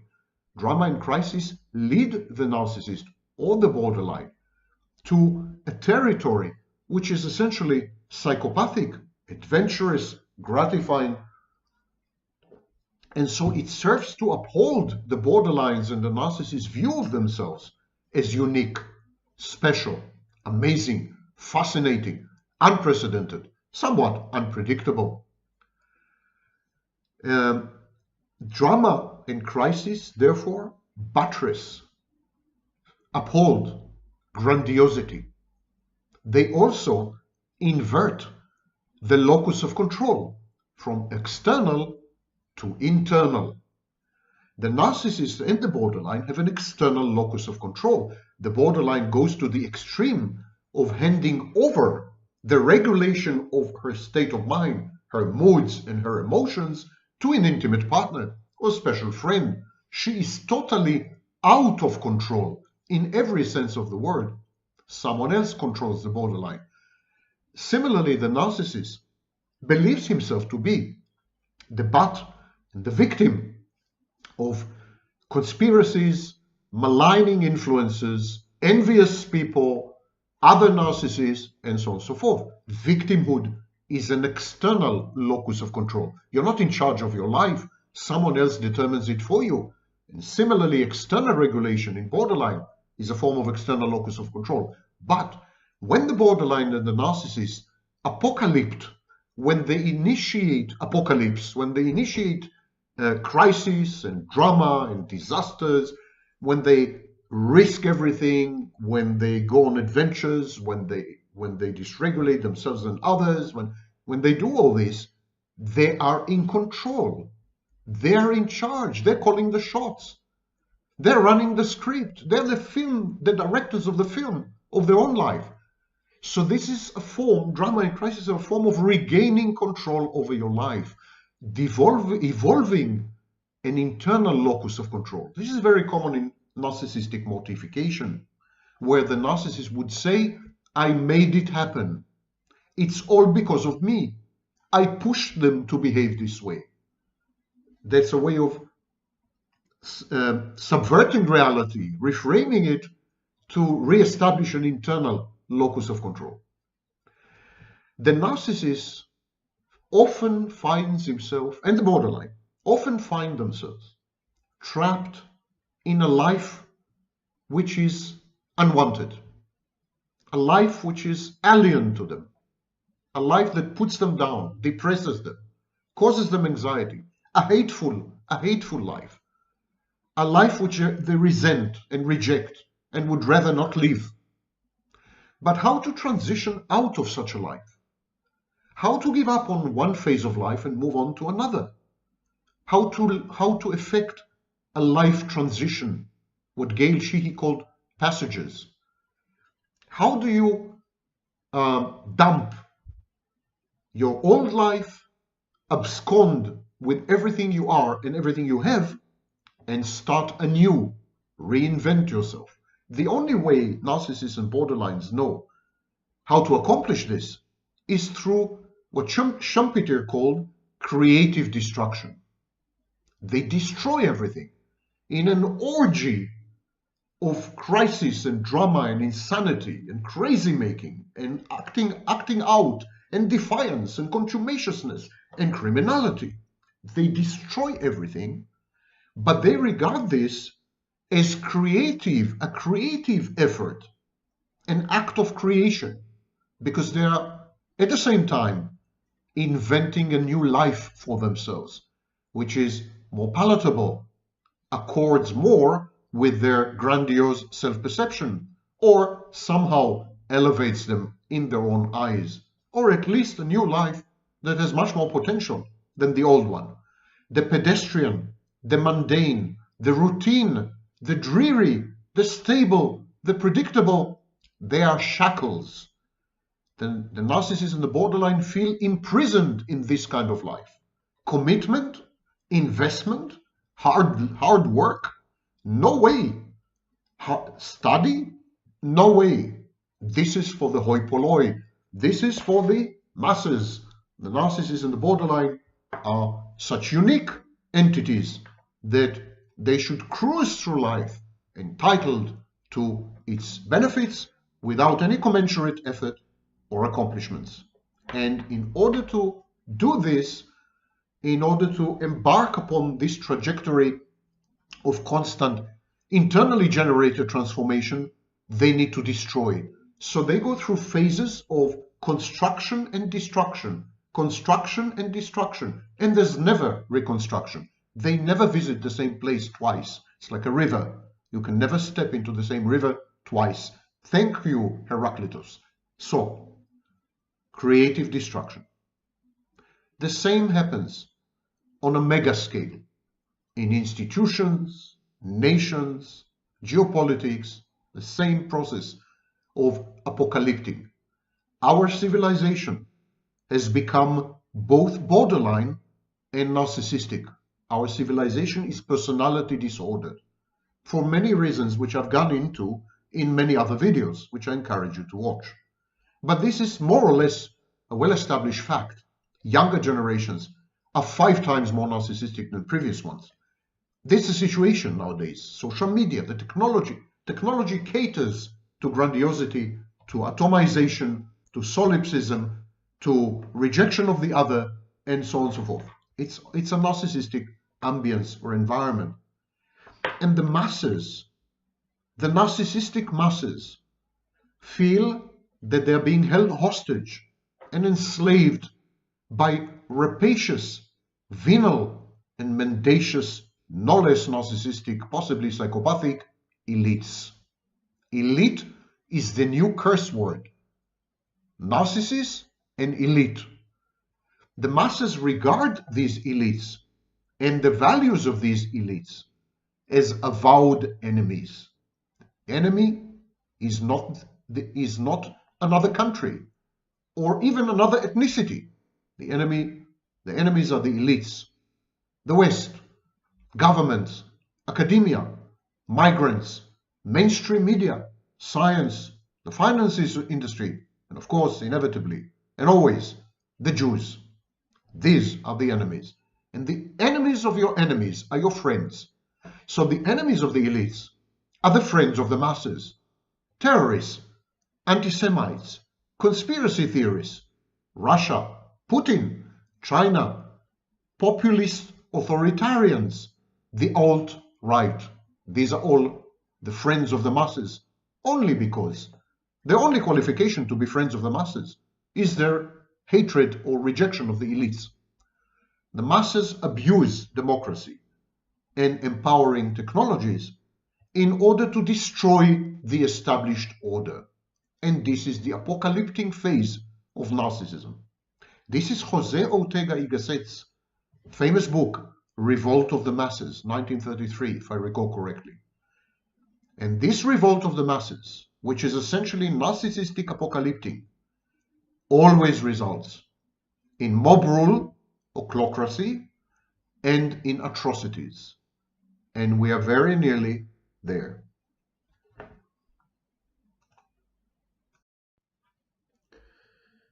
Today is the Vaknin trifecta. 3 strikes and you're out. So I'm out. Apropos trifecta and 3 strikes. Are you caught in a drama triangle? Vaknin, you ask. What is a drama triangle? Well, that's what I'm here for. Your favorite professor of psychology and the author of Malignant Self-Love, Narcissism Revisited and Revisited and Revisited. The Karpman drama triangle is a particular case of triangles and triangulation in general, which we're going to discuss a bit later. The drama triangle is actually a social model, and it's a social model of any human interaction. It maps a type of destructive interaction that occurs among people in conflict. Now, the conflict could be in an interpersonal relationship, could be in business, could be among friends, even technically among nations. So there are 3 actors in the drama, which is why triangle. The first class of actors are the oppressors or the persecutors. The second class are victims. The third class are rescuers or saviors. And the reason it's called a drama triangle is that Stephen Karpman, who came up with the eponymous Karpman triangle, was actually an actor. And he didn't want to call it a conflict triangle because it was, not new wave enough. So he called it a drama triangle because he was an actor. And the thing is that in his model, people are acting. It's very important to understand. The victim in his model is not an actual victim. It's someone who is feeling like a victim, and above all, acting as a victim. Karpman clearly believed that people act. They are given roles, and these roles are known in family system theory as emergent roles. They are given roles, they are allocated roles. They're allocated roles by intimate partners, they're allocated roles by society, by friends, by family, and then they either accept these roles or they reject these roles. And once they accept these roles, they act the roles. His first article, Stephen Karpman's article, was titled Fairy Tales and Script Drama Analysis. And he analyzed, believe it or not, Little Red Riding Hood as a model of conflict, reminiscent very much of Bruno Bettelheim, who was both a con artist and a brilliant lay psychologist. Karpman at the time was just a graduate of Duke University, and he studied under Eric Berne. Eric Berne wrote the seminal book, Games People Play, which I cannot emphasize enough that you should read. And he is the father of transactional analysis, which is an extremely powerful form of psychotherapy. And so they kind of meshed together, and Berne took the concept of drama triangle and introduced it into structural analysis and transactional analysis. What is this drama triangle? It's the connection between personal responsibility. Remember my previous lecture where I kept calling you to accept personal responsibility for what's happening to you? So the triangle connects personal responsibility and power in situations of conflict. And the triangle implies that people are playing roles. And now these roles are shifting. They could shift suddenly from victim to abuser. They could shift from abuser to rescuer. But usually these shifts are destructive. So more commonly we discuss destructive triangles, although in principle there could definitely be constructive triangles. And so again, I remind you there are 3 roles in the triangle. There are 2 up positions, persecutor and rescuer, and there's 1 down position. The down position is victim, and of course if you organize 2 ups and 1 down, you get a triangle, an inverted triangle. What is a victim? The victim is not an actual victim, as I said. It's someone who is feeling and acting like a victim. And the position of the victim in the triangle is poor me. Poor me. I'm victimized. I'm oppressed. I'm denied my needs. I'm helpless. I'm hopeless. I'm powerless. I'm ashamed. I'm unable to make decisions. I'm unable to solve problems. I'm unable to progress with my life. I don't take pleasure in life. I'm unhedonic. I don't achieve insight. In short, I'm dysphoric. And if the victim is not persecuted, that's bad, because the victim has a role and he is used to being a victim. It's like you were given a script and then none of the actors showed up. The movie can't go on. So what the victim does, the victim goes and looks for a persecutor. And this process is called projective identification. It's when the victim tries to convert people, for example, an intimate partner, to act as an abuser or to act as a persecutor in order to preserve the functioning of the triangle within a comfort zone. And similarly, the victim seeks a rescuer. So victims always seek two functions: persecutor and rescuer, a savior who will save the day, but at the same time perpetuate the victim's negative feelings about himself or herself and the environment and other people. Because if you need saving, if you need to be saved, you're in really problematic place.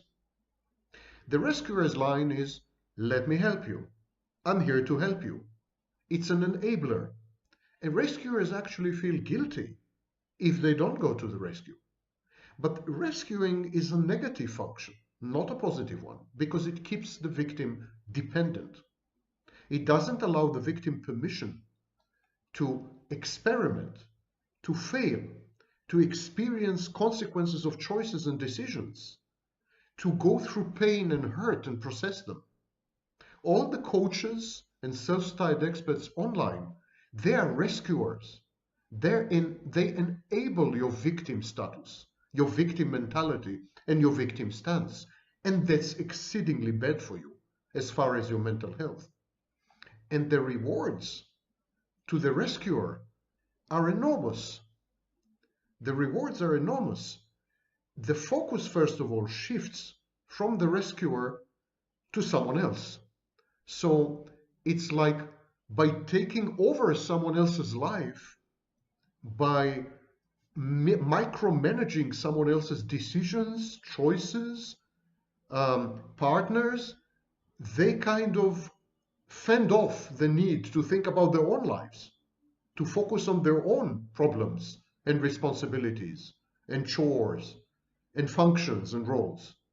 It's a defense. A rescuer engages in defensive tactics. He cannot or she cannot actually cope with her own life, so she's a busybody. She takes over other people's lives. And rescuers in studies have been shown to have high anxiety and multiple mental health issues. You're warned. When you find a rescuer online who poses as an expert or a coach or whatever, that's someone with serious mental health problems and extreme anxiety. And you are the instrument for reducing this anxiety. You are their new addiction. You are their source of supply.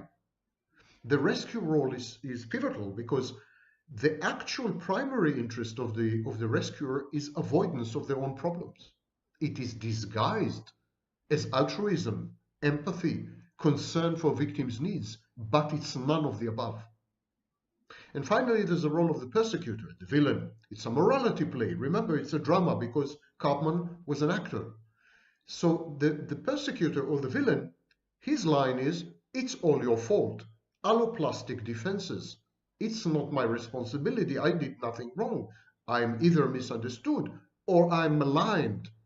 I'm conspired against. That's the paranoid posture or position. The persecutor is controlling. He's blaming, he's critical, oppressive, angry, authoritarian, rigid, and superior. In short, a typical persecutor would have very pronounced narcissistic strains. And so the drama triangle arises when someone takes on the role of a persecutor, another person takes on the role of a victim, and a third person takes on the role of a savior. And there the drama unfolds. It's a theater play. It's a movie with three participants, three drama, not monodrama. And the person, each of these three, wants to enlist others, so collaboration emerges organically. The persecutor also is searching for a victim and a rescuer. The rescuer is searching for a victim and a persecutor. Only when they are, all three of them are within the triangle, they feel whole. They feel whole because they identify with their roles. They acquire identity through the functioning of the triangle. Studies have shown that the rescuer is encouraged by both the victim and the persecutor to enter the situation. It's not true that only the victim enlists the savior. The persecutor has a hand in it too. He sometimes pushes the victim towards a third party, and that third party poses or pretends to be the savior. And so these players, these three players, they take roles of their own, and these roles are not static. And so you could have multiple scenarios. The victim suddenly can turn on the rescuer and cast him as a bad guy. And the rescuer then will react by becoming a persecutor, and then the persecutor will defend the victim, protect the victim, and become a savior. So the roles are in flux all the time. And the reason the whole situation goes on, the reason the theater play is never ending, in effect, is that each participant have unconscious psychological wishes and needs, and the triangle meets, caters to these needs without having to acknowledge a broader dysfunction, without having to point out the harm and the damage done in the situation as the whole. And by the way, the damage is not limited to the victim. The persecutor's mental dysfunctions and mental disorders are aggravated and amplified within the triangle. The savior's mental dysfunctions and disorders are the same. Everyone is worse off for having participated in the destructive triangle. Each participant is acting upon selfish needs. Each participant is highly entitled and narcissistic, or egotistic at least. There's no genuine altruistic response here. There's no real empathy. It's all fake belief, make belief. It's all not real. It's all unreal. It's renouncing reality. So, as Cartman wrote, any character might ordinarily come on like a plaintive victim. It is now clear that the one can switch into the role of persecutor, providing it is accidental, and the one apologizes for it. So a victim can actually become an abuser. We call it today overlay. A victim can suddenly adopt the role of a narcissist or a psychopath, and we know that victims of complex trauma, CPTSD, are indistinguishable from borderline, and many of them display behaviors which are actually the behaviors of secondary psychopaths with empathy and emotion. So victims can and do become abusers within the triangle, multiply. But as opposed to the persecutor, the victim would say, this was an accident, or I was just reacting. That's reactive abuse. I had the right to react this way. The irony is that the persecutor perceives himself to be the victim in the triangle. And so he also is likely to use the very same arguments. The motivations of the rescuer are the least obvious. We know victim, we know persecutor. These are classic roles. What's the savior doing there? Why is he there? He has covert motives. He has mixed motives. His benefits are what we call egoic benefits. He, being the one who rescues, caters to his grandiosity, provides him with narcissistic supply. He has a surface motive, and the surface motive is that he's trying to resolve the problem. He's making great efforts to help everybody, especially the victim. But this is facade. This is a veneer. It's fake, it's feigned. Because the real reason rescuers rescue and saviors save and coaches and experts help you, quote unquote, is actually to not save you, to not rescue you, to not succeed. They need to perpetuate your victimhood status because this caters to their grandiosity, and they need this. They get a self-esteem boost. To be a rescuer is to be in a rescue status. That's highly dignified. That's respected. That's socially commendable. They derive pride, satisfaction, narcissistic supply, enjoyment. They love that people depend on them and trust them. They love, so they act in a way that looks as though they are empathic and trying really to help, but at a deeper level, they sabotage you. They undermine your healing. They prevent you from recovery. They don't let you grow up. Growing up is only, you can grow up only via crisis and friction with reality and pain. Pain is the engine of growth. They don't let you experience this. They shift the blame and the guilt and everything onto the abuser and absolve you, like the old Catholic Church used to do with indulgences. They absolve you from all your sins. They take away your personal responsibility. They teach you learned helplessness, which is a topic we're going to discuss a bit later, because they want to continue to have their payoff. And so the relationship between the victim and the rescuer is actually what today we call codependency. The rescuer keeps the victim dependent by encouraging her victimhood.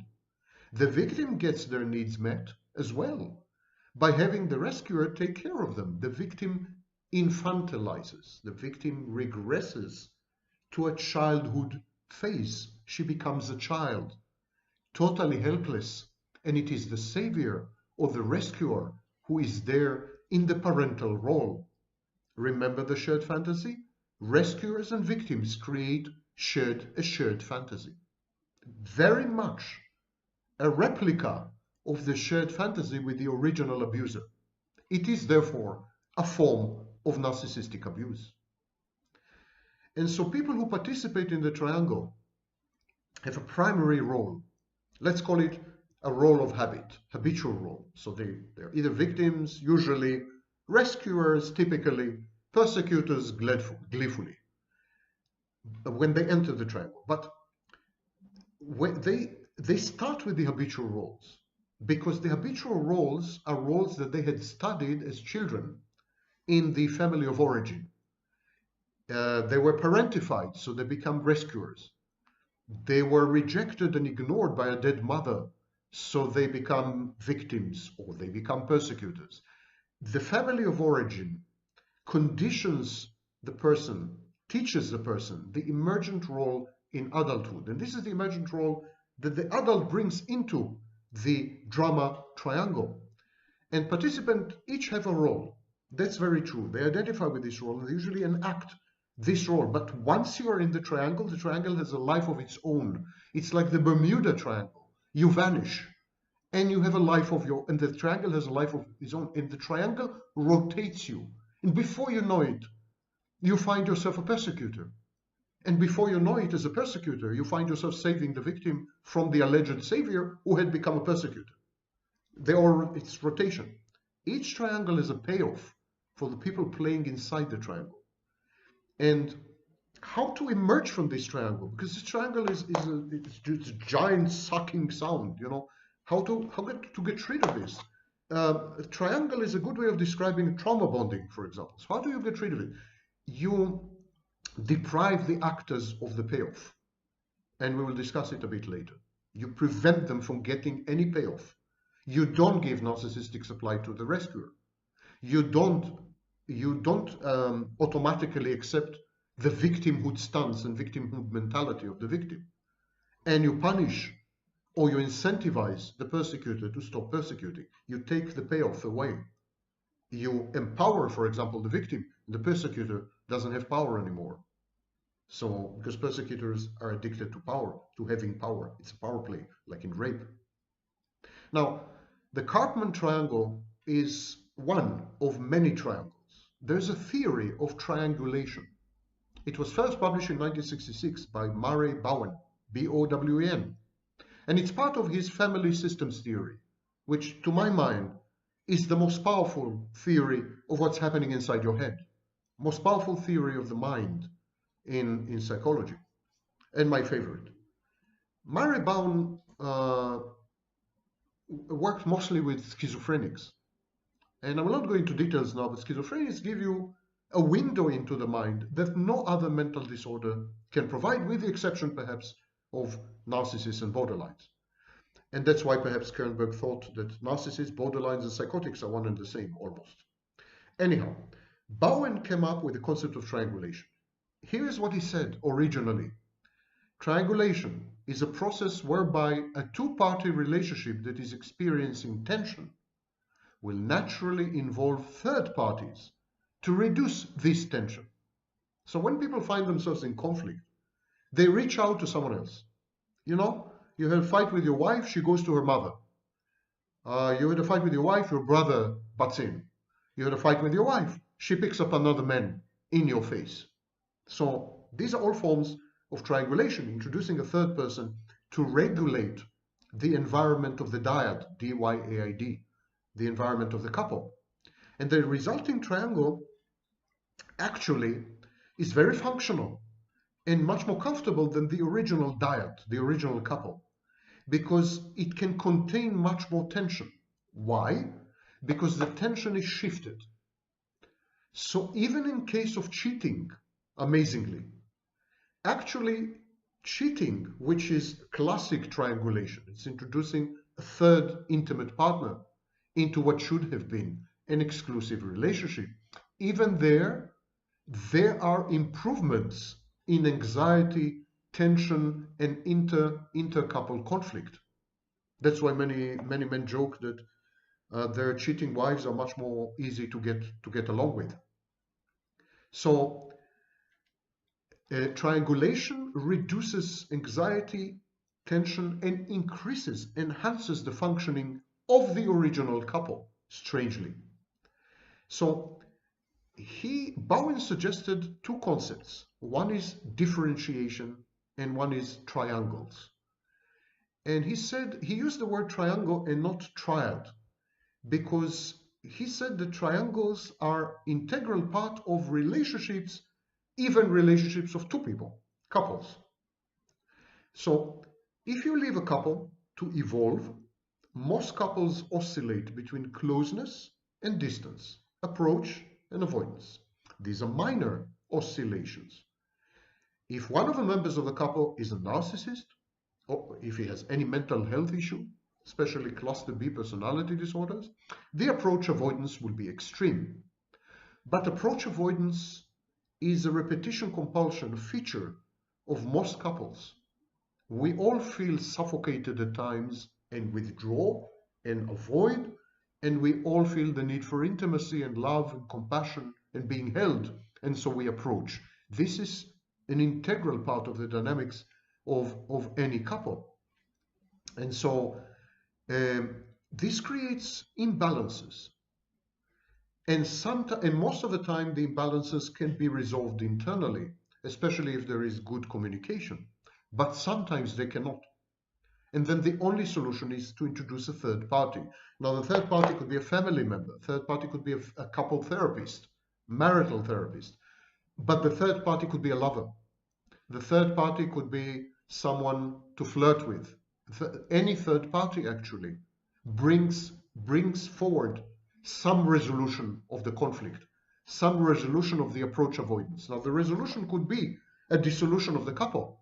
If the couple is sufficiently dysfunctional, it causes harm to its members. It's better to dissolve it. And sometimes the trigger, the push necessary to dissolve it, is the introduction of a third party. But that's a positive development, not a negative development, because exiting a dysfunctional couple, exiting a dysfunctional dyad, where there's a lot of tension, a lot of depression, a lot of negative emotionality and affectivity, what's wrong with it? It's a good thing. And very often love affairs are the bridges to the dissolution of such couples, which are not good, not healthy, and should be dissolved. So in general, triangulation is actually a good thing. Again, contradicting everything you hear online from wannabe experts and self-styled experts. Bowen introduced it as a good concept. And so he said that to stabilize a relationship, the couple often seek the aid of a third party to help re-establish closeness A triangle is the smallest possible relationship system that can restore balance in times of stress. The third person assumes an outside position, even if he's a lover. It's still an outside position. The couple is primary. It has primacy. And so even a lover defers to the couple. If push comes to shove, the lover walks away. The couple remains. When there's stress, the outside position is very comfortable and very desired position, very gratifying. The inside position has the anxiety. The inside position has the tension. The fights are between the members of the couple. The lover or the outsider or the therapist or the friend or the family, they benefit. They benefit because they're in position of a sage, of a guru. They enjoy sex. They get the benefits. Friends with benefits. All the hard work goes on inside the couple. But this is exactly what generates the emotional closeness that restores the couple. The outsider serves to preserve the inside couple's relationship. Bowen said that not all triangles are constructive, some are destructive, but most triangles are actually constructive. Here's another new thing you're learning. Triangulation is healthy. What about abusers, narcissists, psychopaths, run-of-the-mill abusers? What about them? Well, they tend to create pathological or perverse triangles. Nathan Ackerman, in 1968, described a destructive triangle, and he wrote, "We observe certain constellations of family interactions, which we have epitomized as the pattern of family interdependence. Roles, those of destroyer or persecutor, the victim of the scapegoating attack, and the family healer or the family doctor." And so Ackerman recognized the pattern of attack, defense, counterattack as shifting roles within a destructive or pathological triangle. Okay, I said that Cartman, and even I would say Bowen and Ackerman, they all think that the victim is an act. You're acting the role of a victim. Tomorrow you can act the role of an abuser easily. The decision is yours. The switch is possible, totally. It's 100% your decision. You're a victim, in other words, it is implied but not said because it's politically incorrect and it's taboo and you're not supposed to say this. But the victim chooses to be a victim. The victim chooses her role in the triangle. She could easily shift. So what's the difference between this and victim playing? We discussed victim blaming in the previous video. This is not about victim blaming. It's about understanding the intricacies of being a victim, the existential state of victimhood. So what's the difference between Cartman, Bowen, Ackerman, the triangles, and what is called victim playing or playing the victim card or self-victimization? The difference is that the victim in triangles maintains reality testing. She usually remembers what had happened. She usually describes more or less accurately. She may exaggerate, but there will be a kernel of truth to what she's saying. It will all be reality-based. Victim playing is the fabrication, lying about abuse, exaggeration of victimhood to the extreme. And this is done in order to justify the abuse of others, to manipulate other people, as a coping strategy, because of attention seeking, or because of a wish to diffuse responsibility, to push it away, to pass the buck. So victim playing is very common with abusers, actually. Abusers play the victim. And with victims who are essentially narcissistic, psychopathic, borderline, secondary psychopaths.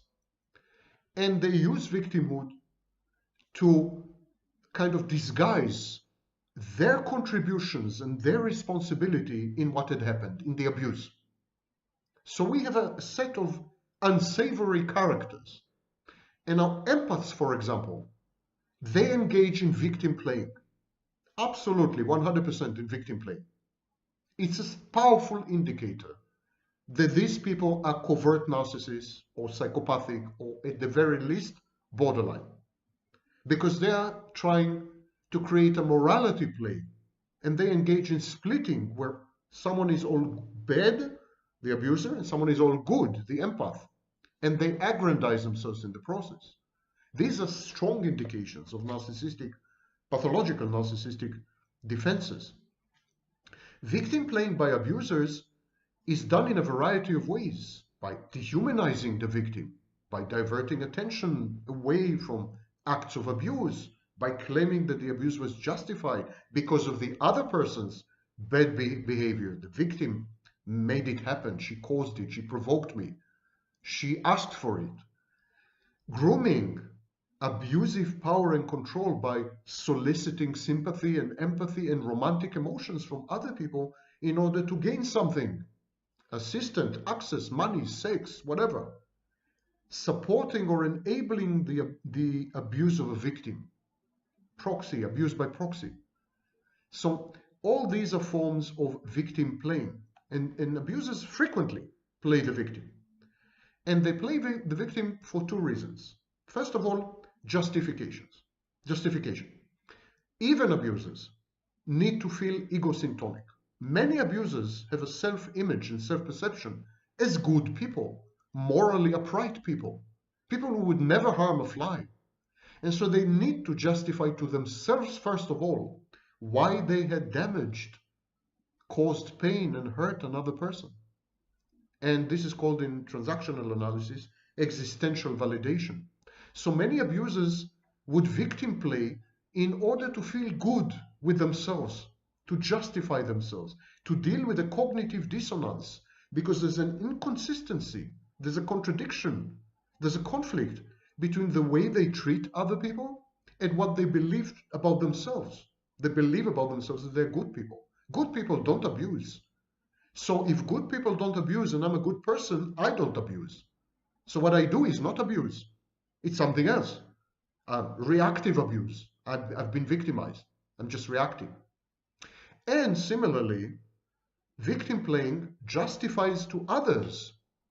And it's a strategy of avoiding or evading blame and guilt and shame, deflecting judgment or condemnation, and ultimately deflecting punishment, social punishment or legal punishment. Manipulators play the victim role. Woe is me, poor me, look what he's done to me, look how he destroyed my life, look, This is to play the victim role. They portray themselves as victims of circumstances, as victims of someone else's behavior that they had no control over, could not have had knowledge of, and could not have predicted or anticipated. Like natural disaster, like a virus, just happened to them. They're totally passive. They didn't do anything. They didn't contribute anything. They're responsible for nothing. They're not adults. They're poor and pure children. And so this way they gain pity or sympathy, empathy, compassion, comfort. They get something from someone. When you see victim behavior that is goal-oriented, intended to secure something from you, emotional sustenance, narcissistic supply, sympathy, empathy. If the victim wants something from you, your feedback in some way, shape, or form, that's victim playing. Caring and conscientious people cannot, altruistic people, empathic people, cannot stand to see someone suffering, anyone. And so manipulators target such people. They find it easy and rewarding to play the victim card, and that way they get cooperation and sympathy. And it's highly rewarding and it's highly successful. William Ryan wrote the following in 1971 in his book Blaming the Victim. Victims' talent for high drama draws people to them like moths to a flame. Their permanent dire state brings out the altruistic motives in other people. It is difficult to ignore constant cries for help.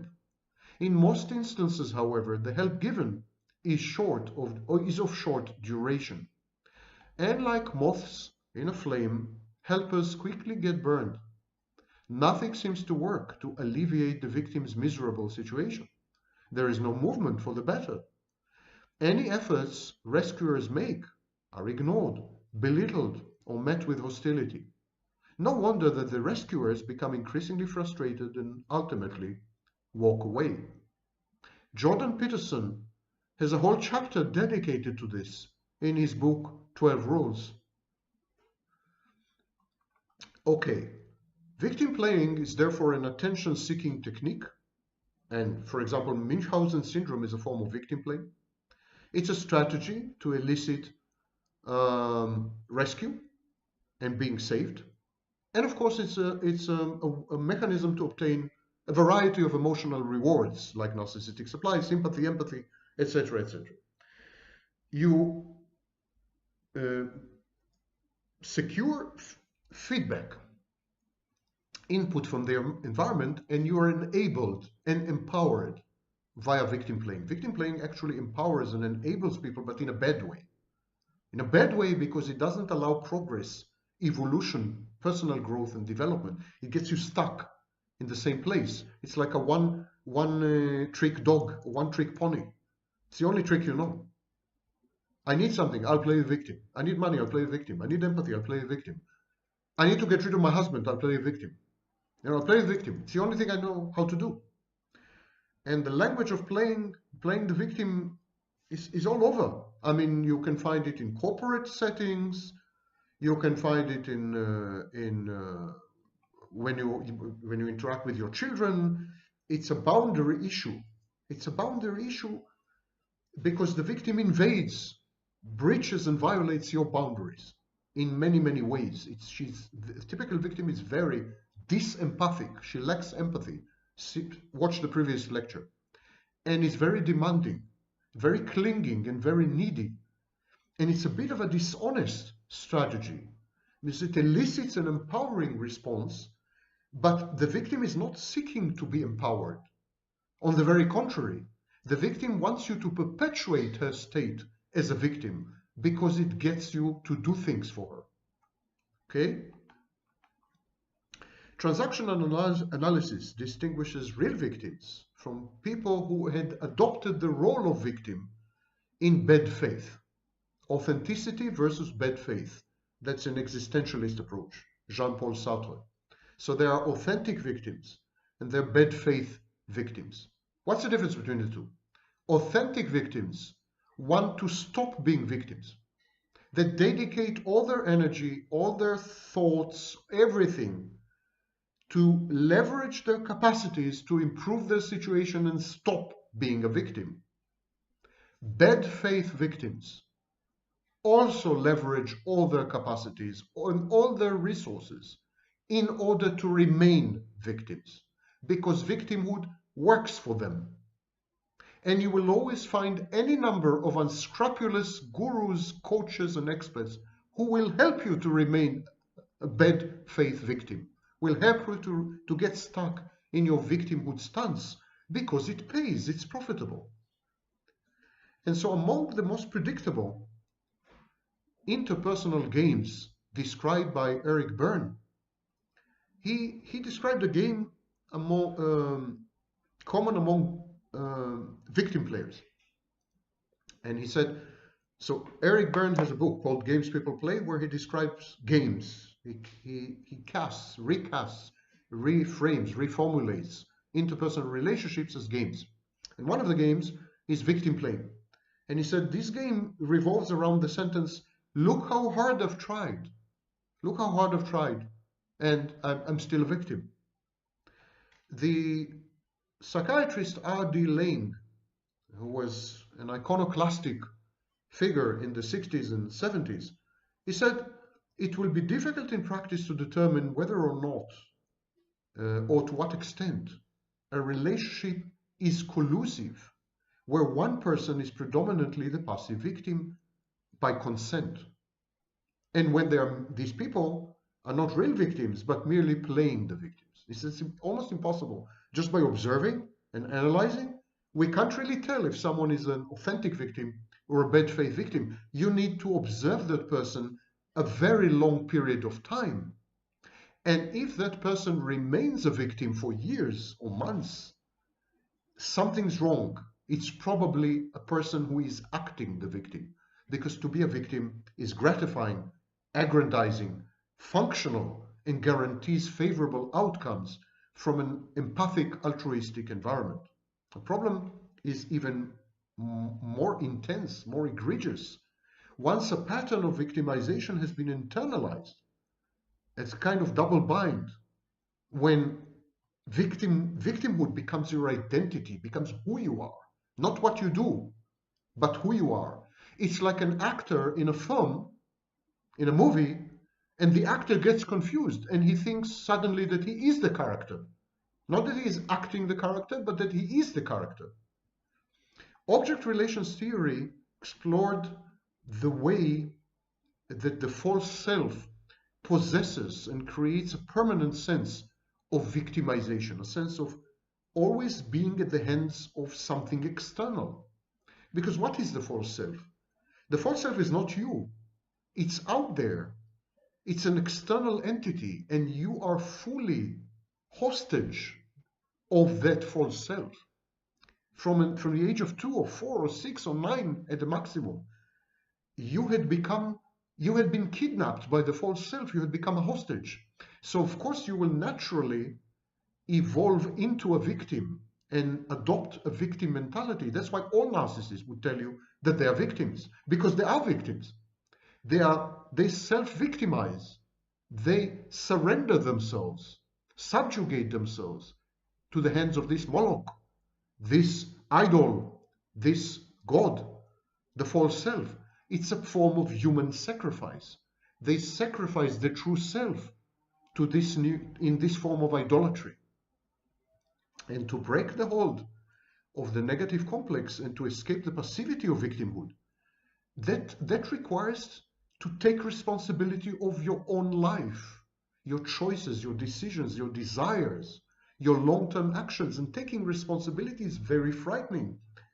The existentialists, starting with Kierkegaard, Sartre, I mean, you name it, all the existentialists will tell you that angst, existential anxiety, is because you have a choice, because you can choose. And why do we elect dictators? Why do we give power to dictators? Because together with the power, dictators take away from us personal responsibility. The message of the dictator is, leave it to me. You're no longer responsible. Things go bad, it's not your fault. You're not to blame. You're not guilty. We want to get rid of personal responsibility. And one of the major ways we avail ourselves of the burden of responsibility and angst is by becoming a victim. Because victims are passive. They're not responsible. Poor me. And this is, of course, what is known as learned helplessness. Learned helplessness is when someone had endured repeated aversive stimuli. In other words, when someone had been exposed to very unpleasant situations time and again and again. That's why it's learned. It's learned because you learn to expect bad things to happen to you. Bad things happen also to good people. So learned helplessness is your reaction, your fatalistic reaction, your deterministic reaction, your belief that the world will only mete out to you, give you bad cards, that you will always experience only bad things, that things will never be right, that you will endure only pain and hurt. And that's what you can expect from your relationships, from your intimate partners, from your children, from your business colleagues, from the world at large. This is learned helplessness. And until recently, we thought that people accept their powerlessness. They at the beginning, they flail about, they try to escape, they try to change things, they try to avoid unpleasant, aversive, hurtful and painful situations. They try everything. But even when they had failed in everything they had tried, they learned to accept that they are helpless. And even when we show them that they are not helpless, that there are other options, they have already learned helplessness. So they won't countenance, they won't even consider our advice. They would deny that there are any options, any exit strategies. They are deeply enmeshed, mired in, immersed and embedded in helplessness. End of story. They are unable to contemplate any alternative. And so this is what we had believed until recently. But recently we are coming to the conclusion that it is helplessness that is learned. Our natural state is a state of helplessness. So, sorry, let me repeat. Lately, we have come to the conclusion that it is helpfulness that is learned. We learn helpfulness. We learn that we can help ourselves. We learn that there are solutions, options, exit strategies, ways out. This we learn.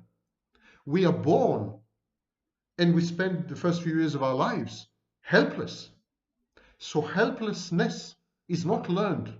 It's the natural state. We need to emerge from helplessness, to emerge from victimhood by learning that we can help ourselves. And so in human beings, helplessness is intimately connected with self-efficacy. The more we learn skills, the more we acquire knowledge, the more efficient we become in obtaining goals, securing favorable outcomes from the environment, from our environment, human environment, natural environment, the more efficacious we are, the less helpless we feel. Helplessness and self-efficacy counterbalance each other. The higher this one is, the lower this one is, and vice versa. We are born with helplessness and we acquire learned self-efficacy. And the individual's belief in the innate ability, capacity to obtain goals is the foundation of self-efficacy. Sometimes called it self-esteem or self-confidence. It's wrong, but it's a close approximation. The more helpless you feel, and you are 100% helpless as a victim, let it be clear. The message that you are getting from coaches and experts and all these con artists, crowd of con artists online, is you're helpless.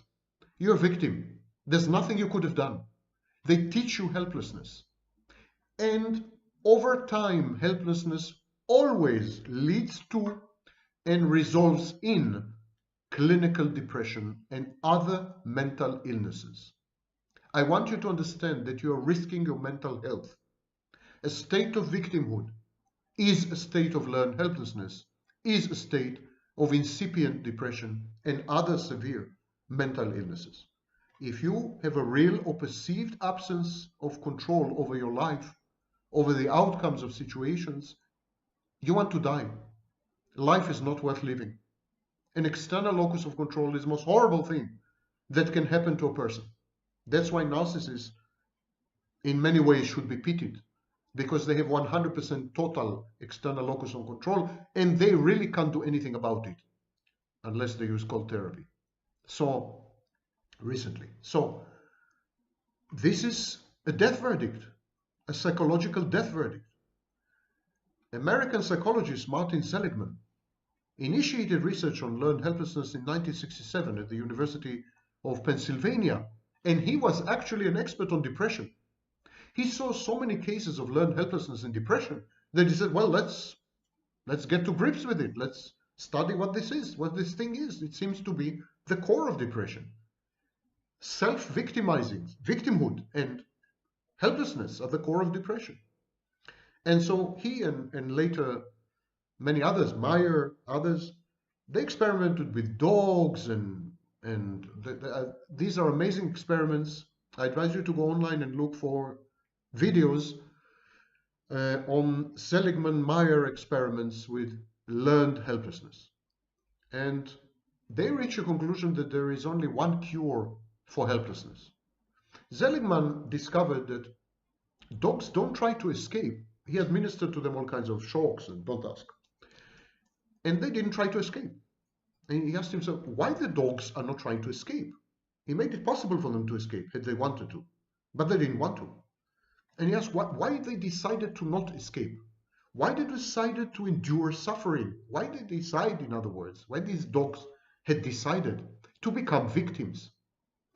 And his answer was because they expect that nothing they do will stop the shocks. The dogs lost all self-efficacy.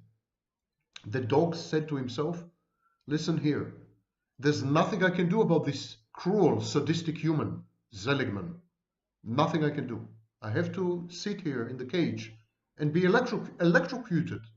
I'm at his mercy. He's my abuser. I'm a victim. I'm a canine victim. And I'm sure that had these dogs lived today, there would have been coaches and experts online catering to their victimhood status. And so what the experimenters tried to teach the dogs to get rid of learned helplessness. So what they did, they took the dogs and they moved their legs, replicating escape, replicating running away.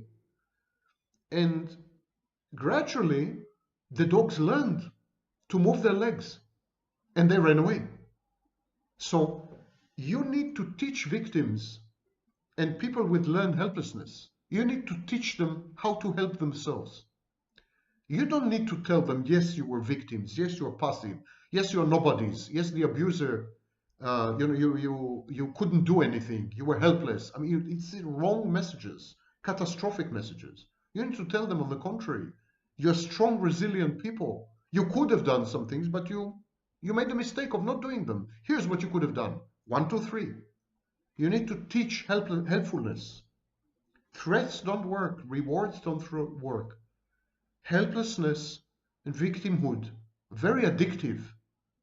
You need rehab, victim rehab, where you get rid of your victimhood as you would get rid of your drinking or drug addiction. And so there are numerous experiments conducted later in the 70s, 80s, 90s, to this very day, linking depressive effects, depressive states, with a lack of control or a perceived lack of control over abuse and other aversive stimulus. So people, for example, perform mental tasks, even if they're subjected to torturing noise and pain and so on, they perform mental tasks perfectly if they believe that they can stop the noise. If people have a sense of, I am empowered, I am strong, I'm resilient, I can solve my own problems, I'm in control of myself, internal locus of control, they can endure anything. The same group of people, when they were told there's nothing they can do about the noise or the pain, deteriorated, their functioning deteriorated dramatically. Simply being aware that there is an option, there is a way out, there is an exit strategy, was substantially enough to counter any abuse, any torture, any pain, any aversive stimulus. There was an animal study not long ago, 9 years ago. When animals were given control over stressful stimuli, they were stressed, they were shocked and other things, they were deprived of food, but when they were given to believe that they had control over these situations, their whole brain activity changed.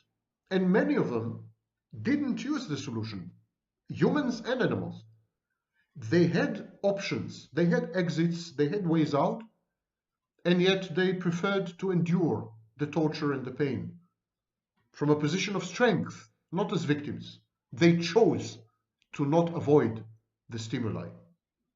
Animals that lacked control failed to act at all, and their brain activity is very different. So a human's reaction to a perceived lack of control is both universal, helplessness, victimhood, but with individual idiosyncrasies. So learned helplessness is very specific to individuals and very specific to situations. It can be sufficiently generalized, but still we need to inspect each case. Another reason why self-styled coaches, self-styled experts and gurus and other forms of con artists are doing you a disservice, because they generalize the victim state. They generalize learned helplessness, and it is expressly untrue. So the variations between the way we experience victimhood and learned helplessness is that these variations depend on what we call attributional or explanatory style. Towards the end of the lecture, I will discuss attribution errors and how they affect helplessness and victimhood. How someone interprets or explains what has happened, how someone perceives the abuse, reframes it, and analyzes it, understands it, it affects the likelihood of acquiring learned helplessness and subsequent depression. People with pessimistic, negativistic explanatory style tend to see negative events such as abuse. They tend to see them as permanent. It will never change. I will never change. I will keep attracting narcissists. They will keep abusing me. It's my fault. I can't do anything correctly. So it's personal, it's pervasive, it's permanent. And they're likely to suffer from learned helplessness and depression. There was a scholar by the name of Bernard Weiner, Weiner, and he published the most detailed account of attributional approach to learned helplessness. He has an attribution theory, and there he discusses globality, specificity, stability, instability, internality, externality. These are all features that determine how you experience helplessness and whether you adopt a victimhood stance. For example, global attribution occurs when the individual believes that the cause of negative events is consistent across different contexts. Specific attribution is when the individual believes that the cause of a negative event is unique to a particular situation. Stable attribution is when the individual believes the cause to be consistent across time. Unstable attribution is when the individual thinks that the cause is specific to one point in time, a result of some circumstance. External attribution assigns causality to situational or external factors or people. Internal attribution assigns causality to factors within the person. That's very close to locus of control. And so those with internal, stable, and global attributional style for negative events are more at risk for depressive reaction to failure, defeat, abuse, other aversive experiences. Learned helplessness is a factor in a wide range of situations, not only in interpersonal relationships, not only in abuse. In emotionally abusive relationships, the victim often develops learned helplessness. It's when the victim confronts the abuser, tries to leave the abuser, but the abuser dismisses or trivializes the victim's feelings, invalidates the abuse, pretends to care but does not change, impedes the victim from leaving somehow. So it's true that emotionally or abusive relationships involve learned helplessness, but learned helplessness is everywhere. In the classroom, in my classroom, some students repeatedly fail, and I can't convince them that they can improve their performance because they attribute the failure to themselves. They say, I'm like that and I can't succeed. So continued failure, loss of self-esteem, social consequences only enhance the learned helplessness, which then leads to failure, etc., etc. It's a vicious cycle. It's very difficult to break. And in all this, there's a fundamental attribution error. One famous attribution error is what we call the Dunning-Kruger effect. The Dunning-Kruger effect is when people believe themselves to be less fallible and more clever than other people, when in actuality that's not the case.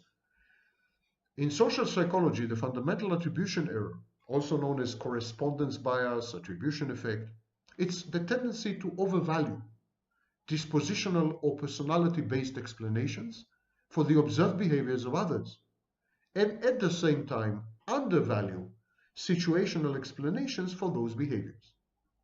Lee Ross coined the phrase after a classic experiment by Edward Jones and Victor Harris in 1967. So, fundamental attribution error is when people explain the behaviors of others, and when they do it, they don't explain. So it's like when they explain the behavior of other people, they would explain it the behavior of other people because these other people are like that. This is their essence. This is their psychology. They behave in certain ways because they are like that. He's abusing me because he's an abuser. But when they explain their own behavior, they attribute it to some circumstances. I abused him because he abused me. I abused him because I was in a bad mood. So it's like he's abusing people because that is his essence. It's his quiddity. It's who he is. Who he is? He's an abuser. I'm abusing people because things happen to me. Circumstances change. I'm reacting. I'm provoked. So this is called attributional error. Situational factors you attribute to yourself. Psychological factors you attribute to other, and this is the actor-observer bias.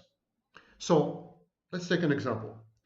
You see someone who is very clumsy, and he fell over and broke a tray with many glasses and so on. Okay? Then you judge his behavior. You say, oh, he is clumsy. He is careless. It's a dispositional judgment. He broke the glasses not because he tripped over something, not because of something that external, but because of something internal. He broke the glasses because he is like that. He's a glass breaker. He's clumsy. But if a minute later you were to trip over and break the same number of glasses, you would tell yourself that something was wrong with the way the glasses were arranged on the tray, or someone left something and you tripped over it. You would try to find cues in the environment, not inside yourself. You wouldn't say, oh, I tripped over because I'm clumsy. In most cases, you would say, oh, I tripped over because ABC in the environment. So victim proneness or victim blaming that I've mentioned in the previous lecture, it's a form of fundamental attribution error. It's known as the just world phenomenon. I recommend that you read articles by Aronson, Wilson, Akert, and Somers, article published in 2016. The just world phenomenon is the belief that people get what they deserve, and they deserve what they get. And this was first described by Melvin Lerner. It's also known as the just desserts. Attributing failures to dispositional causes, attributing failures to someone else's psychology, makeup, rather than to situational causes, which are unchangeable and uncontrollable, this satisfies our need to believe that the world is fair and we have control over our lives.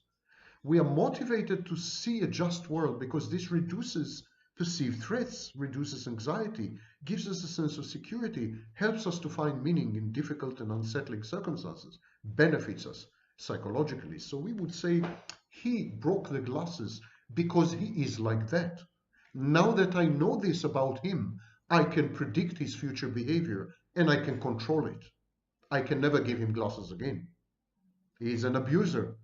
Now I can control it. I know who he is. I know what he's going to do, what he's going to do. I know how he's going to behave. I'm in control. But the just world hypothesis also results in a tendency for people to blame and disparage others. Victims blame and disparage abusers, and abusers blame and disparage victims. Even victims of a tragedy, even victims of an accident, even victims of rape or domestic abuse. So we tend to blame them in order to reassure ourselves of our insusceptibility to such events. She got raped because she's provocative and promiscuous. I'm not provocative and promiscuous. I will never get raped. You know? I abused her because she provoked me. If I were to live with another woman, she would not provoke me. I would not abuse her. So these are defenses.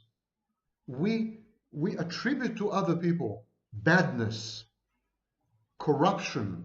We attribute to other people negative things. And when it comes to us, we are passive victims of circumstances, of others, of abusers. We are in a way eternal victims of the world. And this is where you don't want to end, because this leads to depression and severe mental illness. You can go from bad to worse.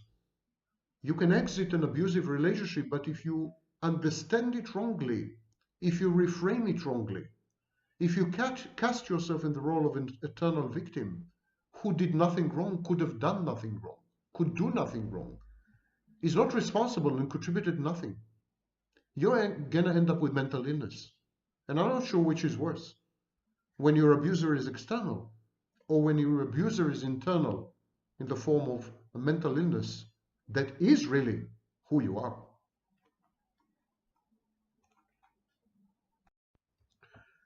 It's your spouse, your colleague, your neighbor, your boss, your own child. They seem to be in a constant state of crisis. But the crisis doesn't feel real. It feels contrived. It feels artificial. There's a lot of emotional dysregulation, ostentatious displays of hyper-emotionality. There is switching between incompatible, irreconcilable self-states. The sweetest person could become a demonic psychopath. There's chaos, disruptive behaviors, sabotage, passive aggression, identity diffusion or disturbance. You can't recognize the same person from 1 minute to the next, from one day to the next. There's a lot of mixed signals. I hate you, don't leave me. I love you, I wish you were dead. There is inconstancy, indeterminacy, capriciousness, arbitrariness, and unpredictability. In one word, there's a lot of drama. Why the drama in cluster B personality disorders, the cluster that is also known as the Dramatic-Erratic cluster, and for good reason. Today, we will understand the role of drama in the lives of these people and what their drama does to you. And no, I'm not talking about my videos. My name is Sam Vaknin. I'm the author of Malignant Self-Love, Narcissism Revisited, and I'm also a professor of clinical psychology. Start with a definition. Dramatization. Dramatization is defined by the APA, American Psychological Association Dictionary, as attention-getting behavior, such as exaggerating the symptoms of an illness in order to make it appear more important than the occurrence of the same illness in another person. In psychoanalytic theory, dramatization is the expression of repressed wishes or impulses in dreams. So dreams are dramatic. There are a few common features to the drama in the lives of all cluster B personality disorders. Now, cluster B personality disorders couldn't be more different to each other. The psychopath is cold-hearted, cunning, scheming, calculated, Machiavellian, callous, disempathic, and heartless. The borderline, on the other hand, is overflowing with emotions such as love and dedication and so on. So they seem to be incompatible, but what unites them all is drama. And the drama in the lives of the psychopath, the antisocial personality disordered person, the patient with borderline personality disorder, narcissistic personality disorder, and the much forgotten histrionic personality disorder, the drama in the lives of all these actors has a few basic common underlying features. I'm going to deal with the underlying features first, and then I'm going to describe each and every cluster B personality disorder and its relationship or its relation to drama and dramatization as an instrument, as a behavior, as a mood, as a choice. It is important to understand that drama enhances self-efficacy. Drama is perceived by the disordered person as a positive adaptation because drama secures outcomes. When you, as a borderline or a narcissist or even a psychopath or histrionic, when you use drama, you get results. Drama, therefore, enhances your ability to extract favorable outcomes from an environment which is sometimes indifferent, in the best case, or hostile. Drama is also a form of external regulation. By using drama, you elicit and solicit highly specific reactions from people. These reactions are used to regulate internal psychodynamics, internal psychological processes. Your sense of self-worth if you're a narcissist, your sense of safety and stability if you're borderline. So this is external regulation, and drama is a tool intended to secure this form of regulation because internal regulation is missing. Drama is addictive. It's addictive because it's a form of risk-taking. There's a lot of adrenaline involved. There's a lot of dopamine involved. I'm kidding you not. It's hormonally addictive. Drama is also a kind of challenge to oneself and challenge to the environment. That's why it's so intriguing and so interesting and so captivating and so fascinating and so amazing. Drama is a mystery. You never know how it's going to end, and you never know how it's going to unfold. You cannot second guess the reactions of other people. You cannot anticipate and predict fully the way the environment would adapt to your drama and alter itself, transform, owing to your drama.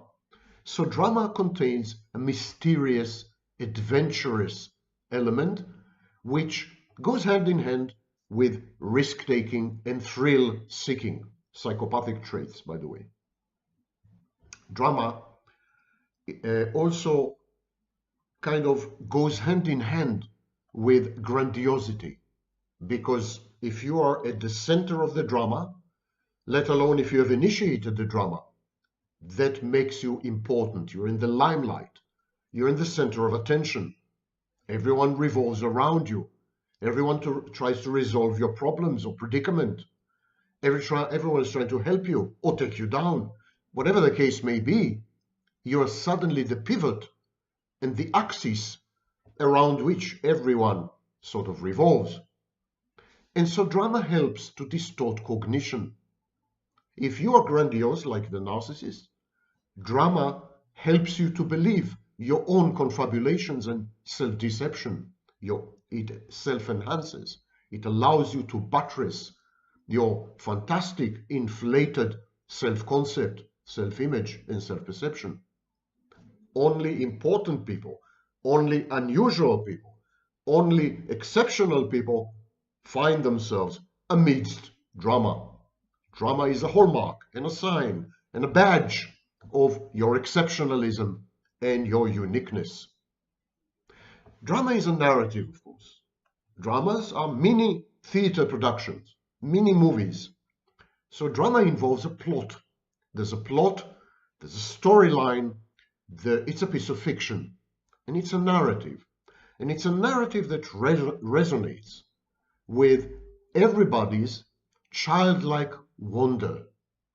When we witness drama, or when we are involved in drama, let alone when we initiate drama, when we engender it, we feel as if we were children. There's a sense of wonder. There's a sense of what would happen next. Thrill, as I said. There's a lot of thrill in this. It's a little like binge watching a mystery television series or a thriller on television. It is as if you were catapulted into a movie and you're a character, a protagonist. There's a bit of fictophilia here, a bit of even fictosexuality. And so drama fosters dissociation. It cuts you off from reality. It impairs your reality testing. You're no longer embedded in your environment, in the world at large, with other people, with situations that you have to cope with, strategies you have to adopt. All this is forgotten because all your resources, mental resources, are involved now, consumed by the drama.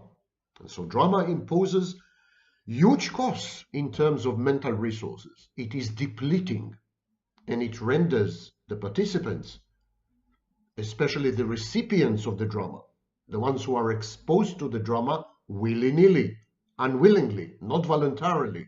It exposes these people to huge costs, it depletes them, and then it makes them defenseless, vulnerable, malleable, and amenable to manipulation. Drama is therefore Machiavellian. Drama, in some cases, not in all cases, is a reenactment of early childhood conflicts. For example, there's a lot of drama in the shared fantasy of the narcissist. Idealization, devaluation, discard. It's all extremely dramatic because none of it is real. It's counterfactual. Counterfactuality is a crucial element in the drama of cluster B personality disorders. And in the case of the narcissist, at least, there's a reenactment of early childhood conflicts and an attempt to find a different solution, to end the story differently with a maternal substitute. So, and this involves drama because the minute you convert, for example, your intimate partner or your best friend, the minute you convert them into maternal figure, what you're actually doing, you're imposing on them a role. It involves role-playing.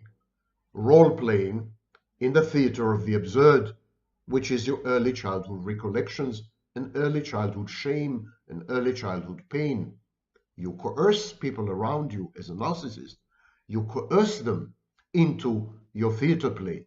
You make them, force them to say the lines and play the script, play out the script, or even become inanimate props in your mega production in the theater of life. A lot of drama involves approach avoidance repetition compulsion, especially in borderline personality disorder. But all people with cluster B personality disorders have an insecure attachment style, and so dismissive, avoidant, and anxious, and so on. So the relationships, the interpersonal relationships of people with cluster B personality disorders involves a kind of idealization in the case of borderline and narcissist, or approach in the case of psychopath and histrionic. So there's an approach, and then internal dynamics cause the disordered person to walk away, to push people away. For example, in the case of the borderline, there is engulfment anxiety. The borderline suffers from twin anxieties: abandonment anxiety, the clinical term is separation insecurity, and engulfment anxiety.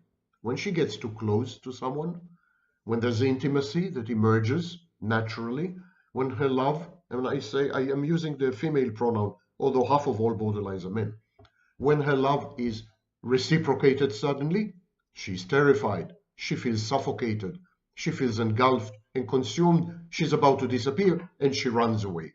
Approach avoidance. It's a repetition and it's a compulsion. It cannot be helped.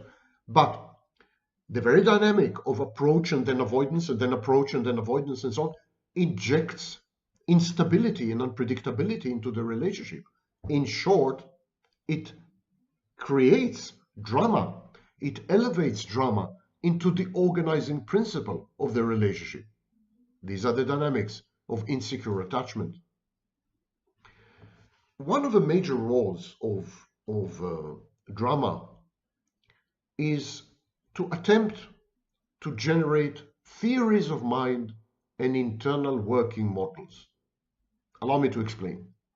A theory of mind is a theory about how other people's minds function, what makes them tick, how likely they are to behave in certain ways and to avoid certain behaviors. And so this is called the theory of mind. The process that leads to the formation of a theory of mind is known as mentalization, for Nagi's term. So people with cluster B personality disorders were unable in childhood to develop healthy processes of mentalization. Consequently, they are bereft of theories of mind. They don't have a theory of mind. When they grow up as adults, they attempt to generate a theory of mind. They attempt to understand other people somehow because they lack empathy. And in the case of the narcissist and the psychopath, and probably the histrionic, there's no access to positive emotions. They lack the basic tools of comprehending other people, their social cues, their body language, their emotions, even their cognitions. It's very reminiscent of autism spectrum disorder. Drama is used by cluster B personality disordered patients. Drama is used as a way to generate a theory of mind or theories of mind regarding people around them. Similarly, an internal working model is a theory. It's a model that describes how relationships work and the various functions of the external environment, including other people, who are known as external objects. So the internal working model, for example, tells you how intimate relationships work, what to expect, what to avoid, how to act. There are scripts embedded in the internal working model, sexual scripts, social scripts, relationship scripts, and so on. Again, people with cluster B personality disorder do not possess internal working model, or their internal working models are highly disrupted or delusional or deformed or insecure or paranoid, or so it's a problem. They don't have a realistic internal working models that allow them to interact with the environment in a self-efficacious agentic manner. Drama is used by these people. They use drama to generate internal working models on the fly. So now I've given you a mouthful. People with cluster B personality disorders use drama to generate theories of mind about other people and internal working models about relationships with other people on the fly. So they use drama to say, okay, now I know what makes this person tick, what motivates this person, what this person wishes and dreams and hopes and wants, and now I can relate to this person via an internal working model. But how does drama serve this purpose? How do these people use drama to come up with late onset theories of mind and very belated internal working models? Well, drama is a form of probing. These people use drama to probe, to test, to dismantle the world, the environment, situations, circumstances, take apart other people and look inside, relationships, the way a child does with a toy. You know, when you give a toy to a child, the child tries to take it apart in order to understand the internal mechanics, the mechanism, what makes this toy tick, and how to relate to this toy in the most efficient manner. That's what children do. And so when a very young child, is faced with television, they may wish to take the television apart to see if there are small people inside. It's the same with cluster B personality disordered people. They use drama to take the television apart, to take other people apart, to disintegrate the world, to dissolve it, to decompose it, and to study it. They probe, they test, and they dismantle the universe. Drama is a blunt force instrument, a tool, a wrecking ball, a tool that can destroy everything and does destroy everything. But it's not destruction for its own sake. It's not wanton destruction. It's destruction which is more scientific in nature. Let me break this thing into smithereens so that I can see inside it and form and generate a theory about it. And that's one of the major roles of drama. Now, a lot of drama, especially in borderline personality disorder, narcissistic personality disorder, to some extent in psychopathy, a lot of drama involves intermittent reinforcement. Hot and cold, I love you, I hate you. reminiscent of approach avoidance, but on a micro level, whereas approach avoidance cycles are much longer in time. An approach avoidance cycle can take years. Intermittent reinforcement is a daily occurrence. You can never predict the mood. You can never anticipate the language, the attitude, the motivation, and the behavior of these people.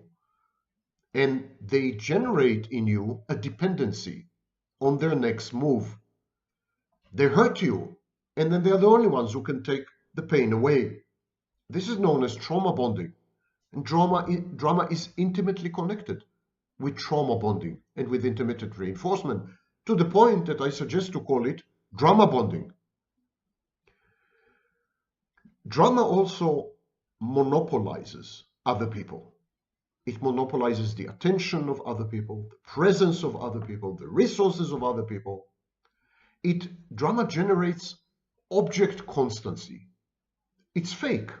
It's ersatz object constancy. It's not real, because it depends crucially on the perpetuation and perpetration of the drama.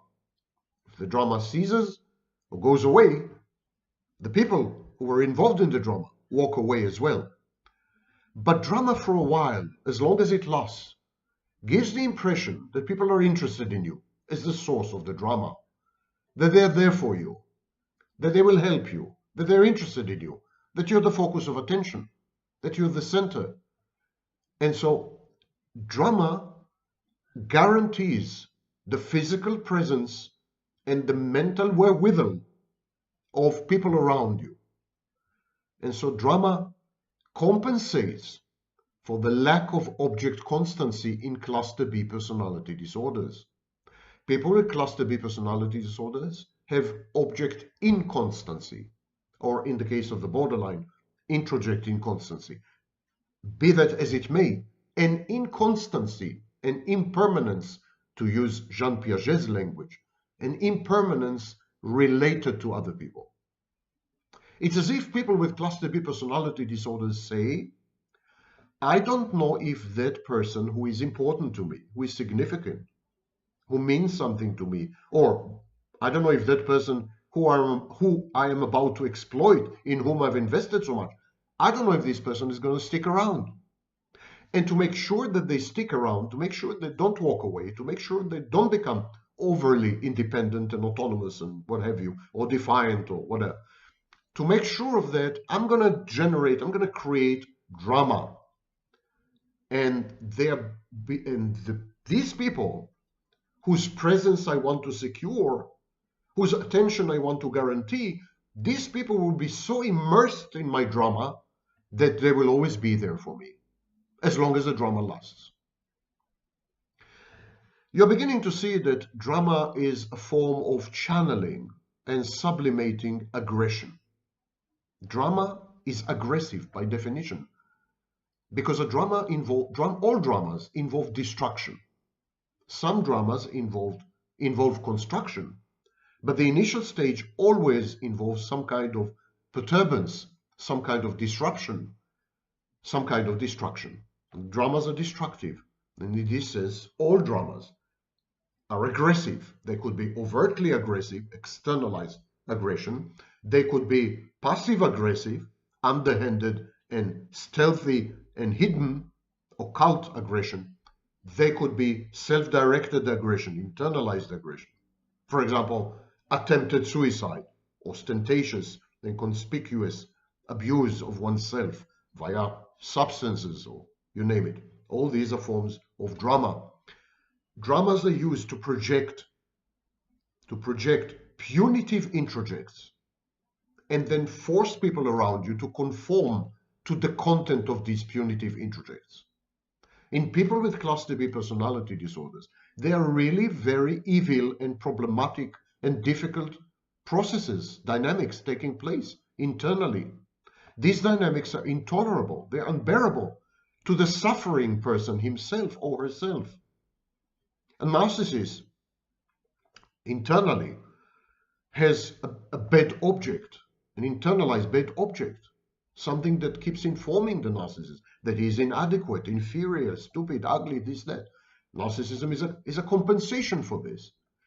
Same with borderline to a large extent, albeit with quite a few differences. But in all these cases, there's a dynamic that is essentially ego-dystonic, a dynamic that is not acceptable to the individual, a dynamic that is ego-incongruent, a dynamic that is disruptive, that is uncomfortable, that is hated, that is rejected by the individual.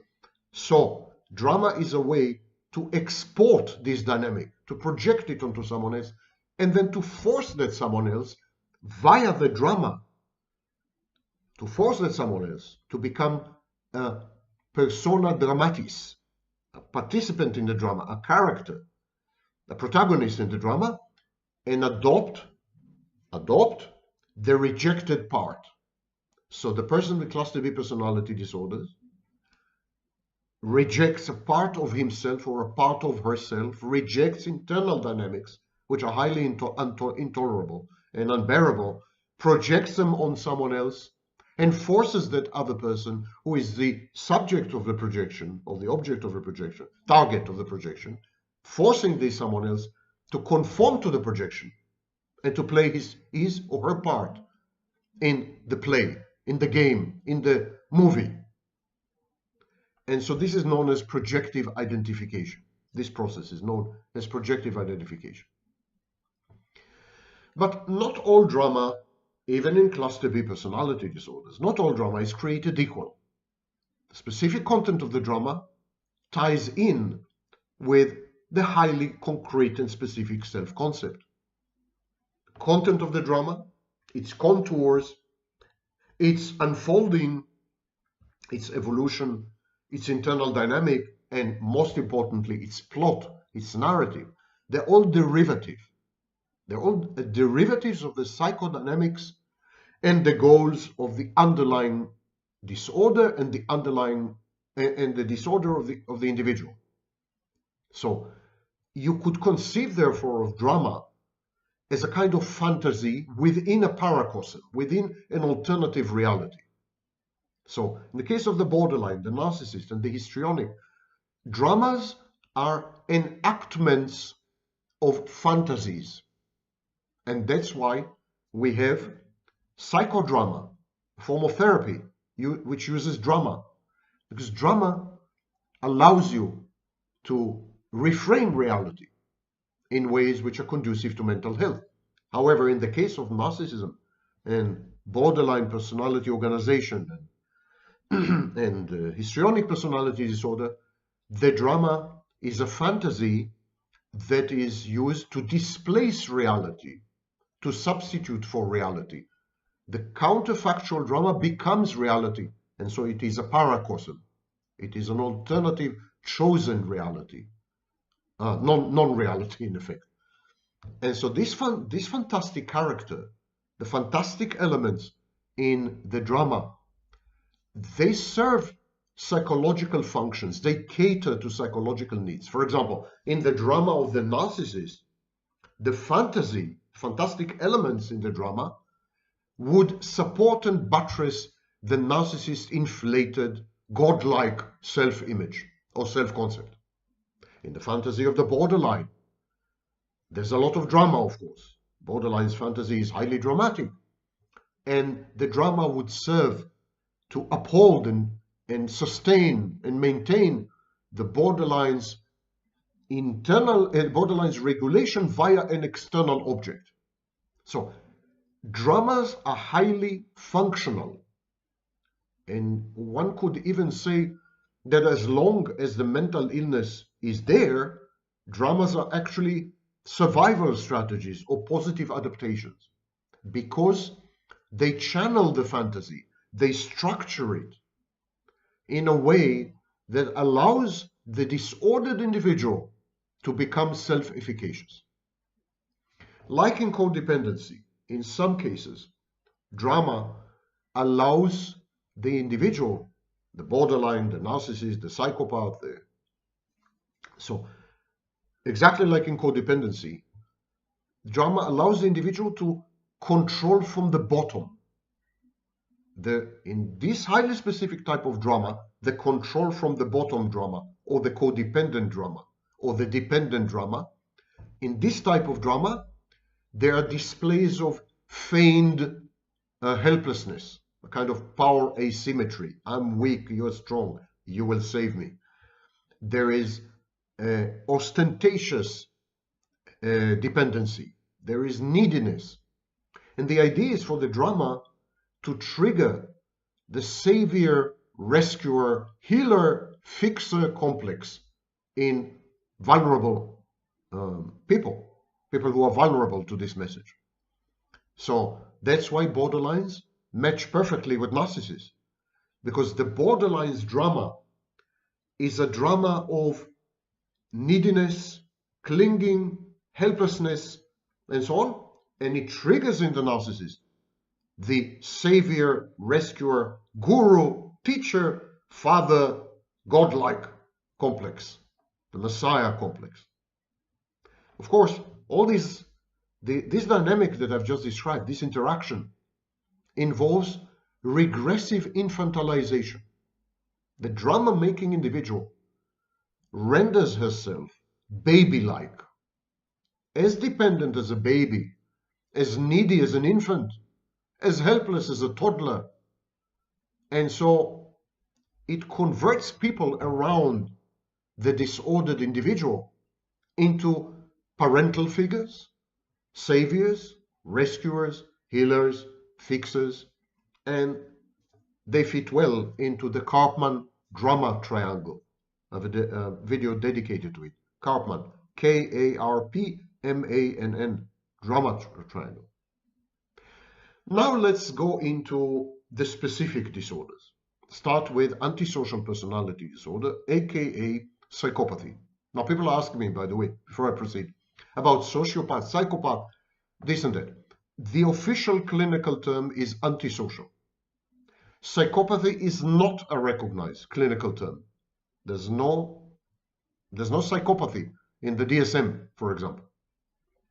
Sociopath or sociopathy is the old word that we used for psychopath or psychopathy. There is no difference between psychopaths and sociopaths. Sociopaths are not less and not more and not different to psychopaths because it's simply the older word that has fallen out of use. Okay? That's the clinical academic background. If you go online, everyone and his dog is a self-styled expert and they will tell you otherwise. But it's up to you to decide who knows best. Now, in the case of the psychopath, drama is used to secure control, to manipulate people. How is this accomplished? The psychopathic drama is very menacing. It is intimidating. It has overtones and undertones of catastrophizing. Something horrible is going to happen. And the drama of the psychopath creates information asymmetry. It's like the psychopath knows something you don't. And this something that he knows, this information overload in the case of the psychopath, this elevated level of access is very important. It has to do with survival. It's a crucial bit of information that you're missing. It creates in you, as the recipient or the target of the psychopath's drama, it creates in you anxiety, disorientation, a sense of dislocation. And this induces dependency on the psychopath. When you're in the presence of the psychopath would create intentionally drama to enhance uncertainty. This uncertainty creates anxiety, is anxiogenic, creates anxiety in other people, and they look to the psychopath to reduce this anxiety. They begin to regard the psychopath as anxiolytic, as the only way to reduce anxiety, to feel comfortable and safe. So this is the main role of the psychopath's drama. The borderlines drama has multiple roles.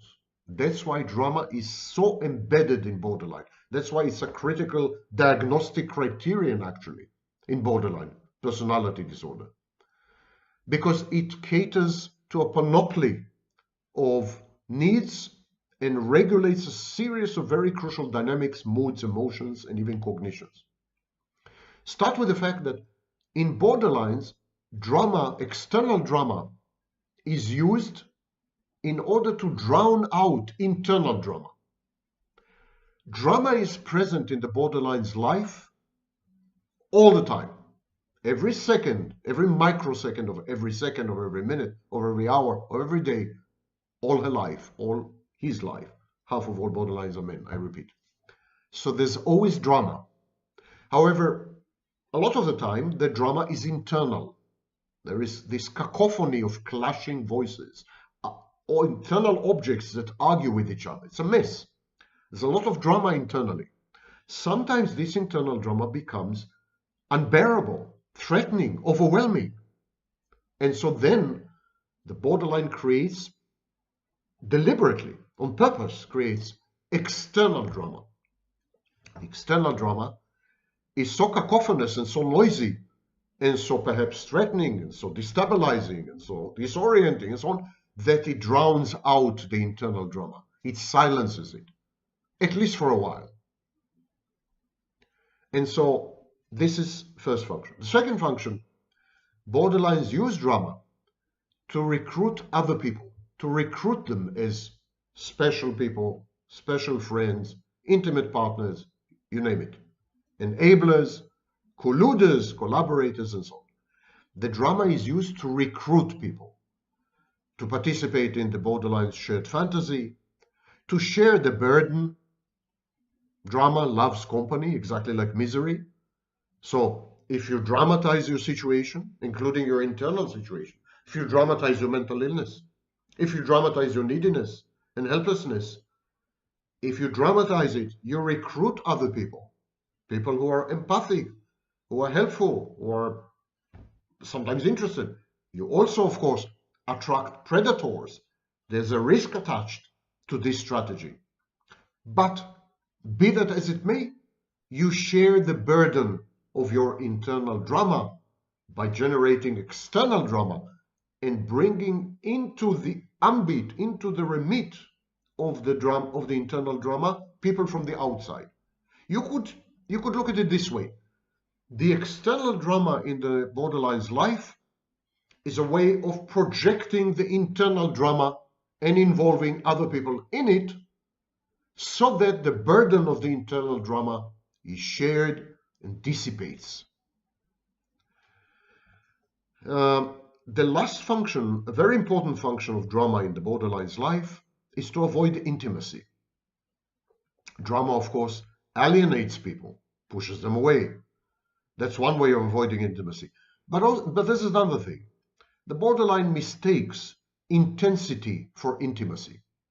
So as far as the borderline is concerned, if something is high-strung and colorful and unpredictable and volcanic and, then it's very intimate. She mistakes intensity for intimacy. So dramas are very intense and are perceived, therefore, to be as very intimate.